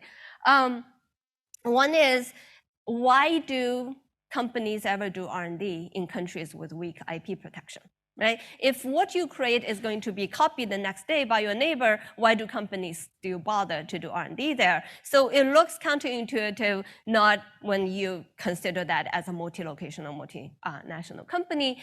And 2 is, why do companies litigate in small markets where the gain from your win is going to be very limited, or tough markets where you're going to lose most likely. So again, it's counterintuitive if you think about standalone company, but I'll show you why it makes sense for companies that span boundaries. So this was the early study I did many years ago when I observed all these multinational companies doing R&D in China. Again, that's way back when IP protection in China is slightly better than non-existence, okay? So my prior was they're going to just open some white elephant buildings, cut some ribbons with politicians, and check the box, I did R&D center, and go with that. But instead, they're doing large-scale R&D. They're working on frontier research. The only difference is that they organized it differently. Instead of being there standalone, those teams have close collaboration with the teams in headquarters or other locations of the company, and the technology is going to be integrated into a larger project, later on. So I'll give you the illustration. For example, Microsoft was developing the new Office system at that time. There's a component called ink technology that was developed in their Beijing office. GE was developing the next generation MRI machine, very complex, very large, and the software was developed in Shanghai, okay? Without the complementary pieces, this is what the local engineers see. It takes a lot of PhDs and masters, highly educated professionals to work on these projects. These are technologically advanced. They're very important to the company. Imitators can take them away, take years to figure out how to use them. By the time they figure out, GE or Microsoft have already moved on to the second generation, third generation products, right? So in this case, they're not relying on local court or local institutions to protect the knowledge. They're relying on the internal linkages within the firm, okay? So in that sense, a bad environment, nowadays, the managers of multinational companies, what keeps them awake? It was just deteriorating institutions. That's the exact word they told me. Well, a bad environment will make most people less incentivized to do R&D, to invest, and so on. What's the result? Resources are underutilized and underpriced, right? If there's less incentive to invest, then you will see less incentive to utilize the resources. If you somehow have this gigantic, efficient global network that can tap into the resources, into areas others dare not go to, this is arbitrage opportunity, right? In finance, you learn arbitrage is to take advantage of price differences, and you have the price difference there because you have superior organizational capabilities others don't, okay? So, this is the old example, but it's, this is a new project I worked on in driverless cars, automotive vehicles, one hotspot of the activities in Silicon Valley. You probably heard about all the test drives going on in San Francisco. So you have a concentration of both small companies and large companies, right? They're all closely clustered together, and guess what? California does not have non-compete clause, which means an engineer can just move from one location to another right next door and start to work right away. So the question is, if those, and forget about like patent protection, because these are algorithms, and I heard again and again, algorithm is very difficult to protect through the law. So what do you do when you're in a highly concentrated area where engineers can just move from one position to another, working on similar technologies? So what do we find is, interestingly, the industry leaders, supposedly they have more to lose than they gain, right? Because they have the most advanced technologies. They should be worried about, being followed by the small fries and got the technology stolen. Instead, they are both geographically closer to competitors and work on very similar space. And one reason is that anything coming out of those labs can be applied very quickly somewhere else. Either because Cruise can put it into manufacturing right away in Detroit, Waymo has other components in Alphabet that can get the technologies back and forth. So if you track how the technologies are flowing through the organizations internally, these guys happen a lot more faster. So they're less worried about having one part being stolen because you cannot replicate the faster progress I have by combining this piece with everything else, okay? So I hope I convince you at this point that there are advantages of having something else inside the company that cannot be immediately accessible by the competitors. What's the other common feature of these companies?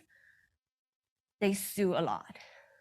They're in a lot of lawsuits, okay? So the next example I want to give you is, again, I just put this slide to impress you, but I collect, you don't have to read into details. I collect data of all the Fortune 500 companies and track down where they do R&D, where they produce, where they sell, and what kind of environment they're in, and all the global patents they have across 65 countries. The rest is basically negligible, and all the patent dispute they have and who they have patent dispute with. So I have a comprehensive picture of where they produce the knowledge, where they assert the knowledge, and how they appropriate the knowledge, okay? So a very curious finding is that, what is Johnson & Johnson doing here? I noticed some people in my prior class, you know how fascinated I was about Finland, right? What's interesting about patent assertion is that if you win in Finland, it can only be enforced in Finland.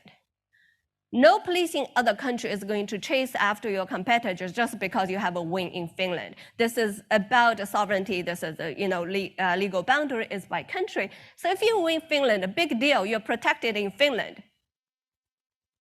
And Finland is such a tiny market that the gain is probably less than the legal fee you have to pay. And on average, every patent litigation is $4 million. Okay, so with such a small market, what are you doing there? Turns out Finland is anti-big pharma and very friendly to generic companies. They have government procurement and they encourage generics. So if you win in Finland against Teva, a generic company, it basically seals the deal, right? You tell, look, you lose in the most friendly market for you, forget about anything else. And the global competitors look like, whoa, Johnson & Johnson has a strong case in its hand. It wins in Finland, right? So, in a domestic setting, you always go to the most friendly court. You go to Eastern Texas, Western Texas, because supposedly you're more likely to win there. In multinational setting, if you win in a friendly court, guess what? What we find is that you have to sue again, the identical case, again, the same party on the same technology in multiple countries because it's not convincing enough. Your opponents were like, well, I still do what I do because big deal, they win in their mostly friendly court. I'll try my luck somewhere else. So it's less likely to seal a deal if you win in a friendly court. Totally opposite conclusion as you see in the domestic setting. Okay, so one last thing, just because we're talking about deglobalization and decoupling and all the global tensions. This is a recent project that I'm working on. Really interesting to see how when two countries are in conflict, their companies are more likely to do third parties to sue, and especially third countries that are known for impartial courts. Right? So this is the kind of games that domestic companies cannot get. And this is a global map they're looking at, taking advantage of differences across countries, leveraging differences to their advantage, a unique game that multinational and multi-locational games that can be played. This is not. Okay, yeah, I think that's the end. I hope with these two examples, why the counterintuitive findings can be found for companies spanning institutions, justify the existence of a separate corporate strategy class in your curriculum. Okay, so I'll end here and I'll hand this to Bart. Pardon me.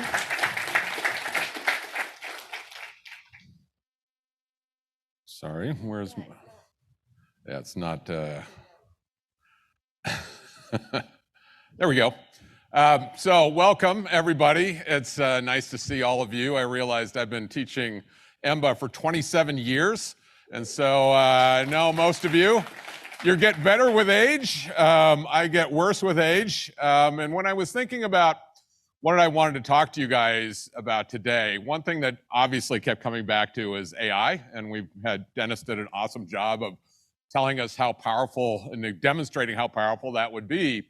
But you know, I was thinking about what perspective can I bring on AI, and back in May, I think it was, I had the opportunity to chat with Sam Altman, who's the CEO of OpenAI, when he came and visited WashU. He's a St. Louis native, if you didn't know that, went to John Burroughs High School. And, you know, he was like, man, the most exciting thing about AI is this is the best time to be an entrepreneur since the 1990s. And that kind of clicked into my mind that, okay, the 1990s, I remember that. I'm old enough to remember that. I'm not sure Sam is old enough to remember that. But that was the dot-com era, which some of you may remember. And I thought, you know, started over the last few months, it's kind of gotten me thinking about parallels between what happened during the dot-com era and what's happening now. One of the things that, okay, there we go. One of the things that I keep hearing now that I heard 30 years ago is that old economic models are obsolete. So kind of everything I've been doing for the last 30 or 40 years as economics professor is obsolete. In the 1990s, this was an actual business that one of my students started called yourdrycleaner.com.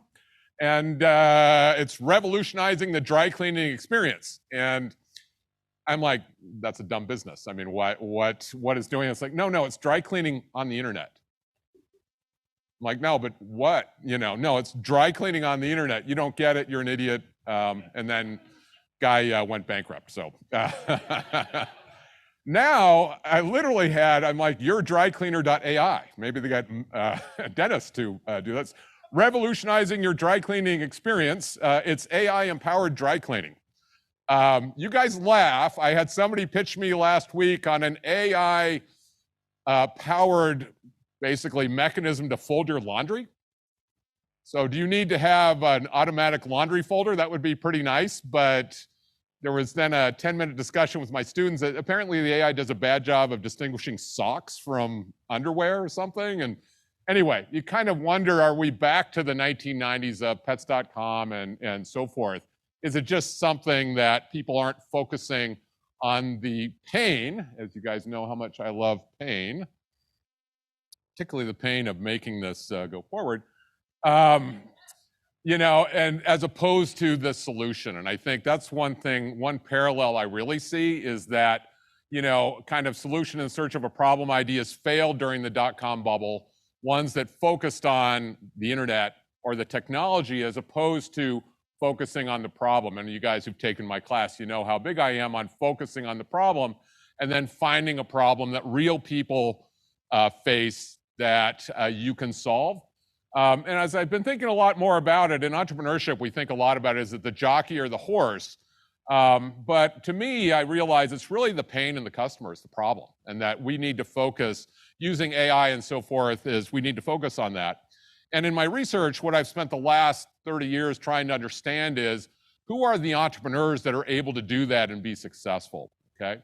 And we kind of start with this guy, Joseph Schumpeter, who invented the term creative destruction. And he said that entrepreneurial success is, quote, something peculiar and by its nature rare. So these entrepreneurs that we all see around, like Elon Musk or Zuck or Jeff Bezos, we shouldn't see too many of them, according to Schumpeter, and in fact, we don't. And in my research, if you can see it, I see that. So what is this showing? So this is on the y-axis here is the difference between how much you make as an entrepreneur versus how much you would make as a manager working for somebody else. And on the x-axis, I've just sorted everybody from the smallest to the highest, okay? And what you see down here on the far left, those are your super managers. Maybe some of you, those are your super managers who make a lot more working for somebody else as a manager and are very successful, but don't make great entrepreneurs. You can see that for the most part, about 80% of people would do better not starting a business. If all you cared about was money, then you should do something, you should work for somebody else. You should be a manager for something else. That's the challenge of entrepreneurship, as you know, is that most entrepreneurs fail. Okay, most people fail. And then we have a few people way up here. And you hear a lot about the top 1% in our society. This isn't the top 1%. This is the top 1/100th of 1%. So these are the Elon Musks, these are the Jeff Bezos, these are the Zuckerbergs, these are the David Caran, my student David Carandish, and these are some of you actually who've started businesses, but this has got me focused over the last several years. So this is data on thousands of entrepreneurs and managers, trying to understand who are these people? Can we predict whether or not they'll be successful, and why are they successful? Is it money? Is it the idea? Is it something else? And if it was just money, there we go. If it was just money, then venture capitalists should be really successful, right? But what this shows is the returns that venture capital, so professionally managed pools of money whose business it is to pick winners. And you can see that for the most part, they're not doing that. So 64% of venture investments lose money. So how do we, what can I add to that? And what that's kind of focused on, I've talked to, background, money, all sorts of things. And what I've kind of focused on for the last 3 or 4 years is personality traits that I've mentioned. So you guys might have remembered from some of your classes or seen that in personality psychology, and I see Hillary out there, I thought Elfenbein there, that's something she studies as well, that personality psychology has developed these big 5 personality traits. So all of our personalities can be kind of characterized in these 5 dimensions, from agreeableness, emotional stability. Kind of 2 things. The one that people have often talked about for entrepreneurs is openness to experience. And those are the people you think are going to be the great entrepreneurs. The people who are creative and imaginative. And you might think today with AI, those are going to be the folks that are going to be successful. A couple other traits, conscientiousness. You've actually seen this a lot in the news. It comes up all the time. I just saw a study reported in Time or Newsweek or something last week that people are more conscientious or score higher on conscientiousness have longer life expectancy. And then there's extroversion, which is, those are kind of salespeople in essence. Okay. And what do we find? Conscientiousness is familiar because a lot of you have probably seen this book, Grit. And a lot of you with your kids, you've seen that, you're like, wow, I want you to be grittier. Well, that's conscientiousness. So what are successful entrepreneurs? Where do they fall in this kind of distribution of personality traits? And who are the people? So this is literally data. This is a spider graph that I've really been working on in the last couple weeks. So this is kind of brand new. So this is data on thousands of people who are paid employees, successful entrepreneurs, lifestyle entrepreneurs, and people who aren't working. And what we see actually is in these different dimensions, that very successful, the strong, solid line here, these are the successful entrepreneurs. They score better in a lot of these dimensions, but where they do really well is in terms of extroversion. So successful entrepreneurs score higher in extroversion. Note that they score a bit better in openness to new experience, but they're surprisingly not that much more than paid employees. And also the difference in cognitive ability, we might think, you got to be a genius to have a successful startup. Well, maybe they score a bit higher in their cognitive ability measures, but it's not that much, not as much as you would think. And so again, this has got me focused on, well, okay, they have more of these traits, or they score higher in terms of these traits.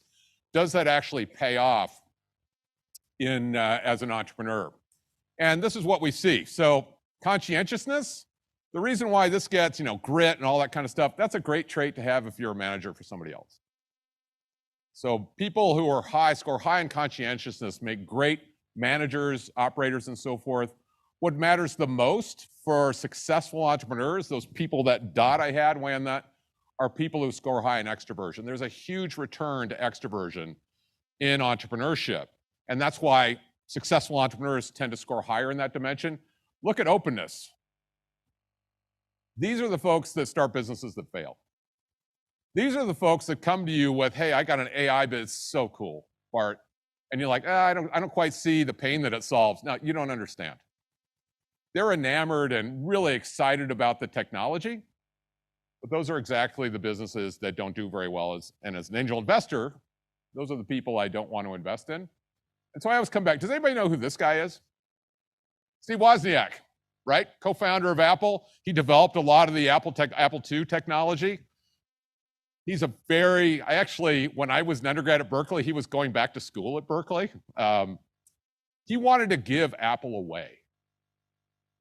So this guy scored high in openness. What about this guy? This guy had a relentless focus on getting this thing in your hand, in your pocket. He's the extrovert. What does this have to do with kind of AI and companies that be successful? What it has to do with is the companies that will be successful are not going to be the Steve Wozniaks.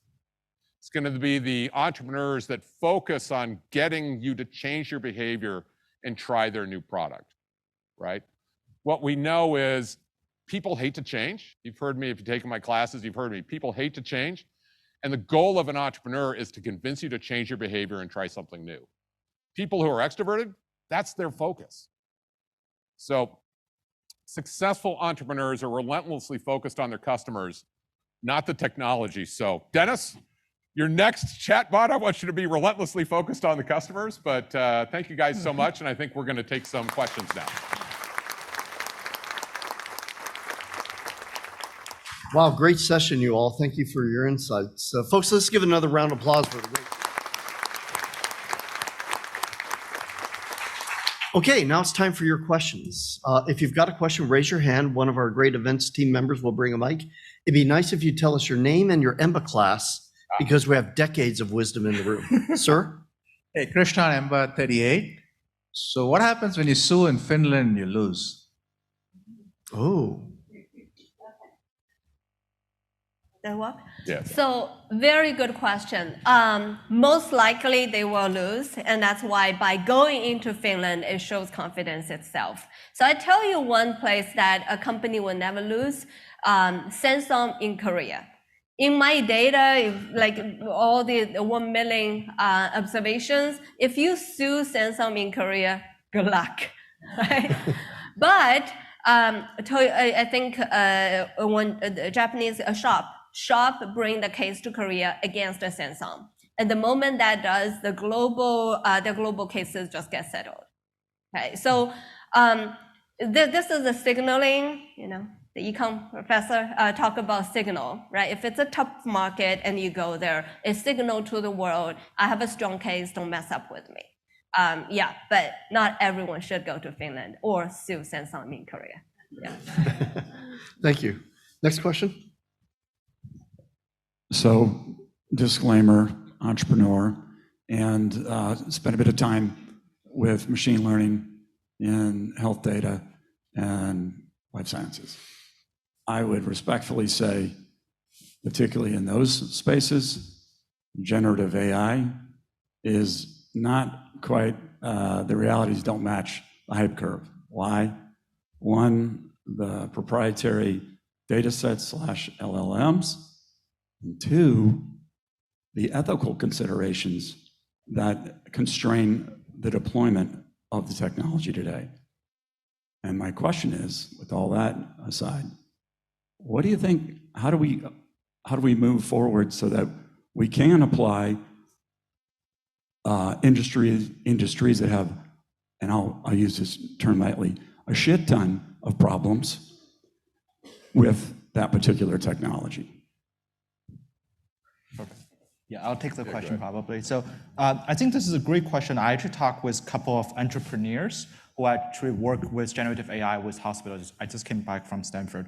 And I think you're absolutely right. So the generative AI in healthcare is extremely difficult task for a couple of reasons. A is the data in healthcare is totally different from the everyday data where those ChatGPT rates to be trained on. So it's much harder to port the functionality into that. The second is deployment. When you want to deploy, you have to deploy as a co-pilot rather than a standalone object, because the doctors eventually have to be responsible for the final decisions rather than the AI systems.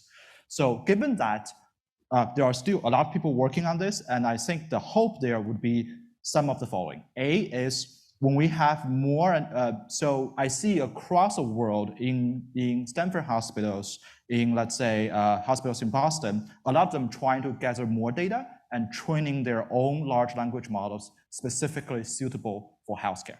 That will take some time. It will take, the most costly part of this process is asking actual doctors to label the data, because doctors' hours are extremely expensive.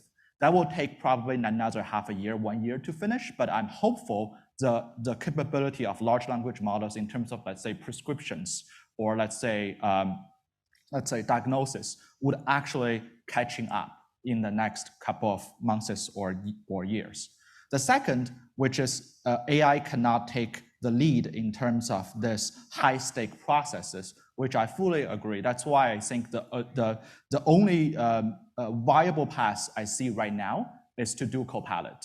And Copilot will be the only viable path for the next 3 to 5 years until later on we catch up superhuman. Then we can talk about whether we can do anything that is standalone AI. That's my view on this. Thank you. Let me just add a couple things from the entrepreneurship perspective, and that is I see a lot of people pitching me healthcare related ideas. And one of the things that there's even been some research and studies on this, ideas that try and replace the doctor, replace the healthcare professional, those don't get adopted. I mean, that's not the pain. The pain is, how do I support what the physician does? And so there's been some randomized experiments that show you get better outcomes when the AI is supporting a human doctor's decision-making, as opposed to replacing the doctor. Moreover, you don't get buy-in from the medical community, which is what we're gonna need to train some of these things. When you say, hey, I'm gonna replace you, will you please train me now? It doesn't work that way. But with all that, I've seen, think about the pain. What do doctors hate doing? They hate writing down their notes, the pajama time that they have at the end of the day, writing notes on things. And so one of the cool things, somebody was just telling me about an idea that films a session with the patient, and then actually the AI can do the notes for that medical visit, which solves the doctor's pain. They don't want to do that after work at night, writing their notes. Of course, the flip side of that is privacy. How do we make sure that that data that's connected, do you want to be filmed during your doctor's visit? So how do we solve that pain that the patient may have, that their health information is going to stay private? Those are kind of the challenges. The people and the entrepreneurs that figure out those two things, solve the doctor pain, solve the patient's pain, are going to be the ones that will be successful. We have time for one more question. Back over in the back here, please. Howdy, this is Justin with 44. Your example of the McDonald's acquisition of their software AI, I've firsthand seen a program that should have taken 3 years to be written, get written in about a year. What happens to the value of the assets of all these other mega tech corporations when the thing that they've got 20 years of IP asset value, that 20 years just became 18 months? How does that valuation affect the strategies for our giant tech companies? I think this is an extremely important question, and trying to give my first answer on this, and probably other people can chime in. So the way I think about large tech corporations, there are two of them. The first one are the ones who are being valued on ecosystems, products, and data. So we're talking about Google, Facebook, Apple. They're not particularly valued by their code bases. They're valued by their ecosystems. For those people, their valuation would actually go up. Because if you talk to people in Silicon Valley now, let's say for those large tech firms, probably right now, 20% of the incremental code written now is actually generated by AI.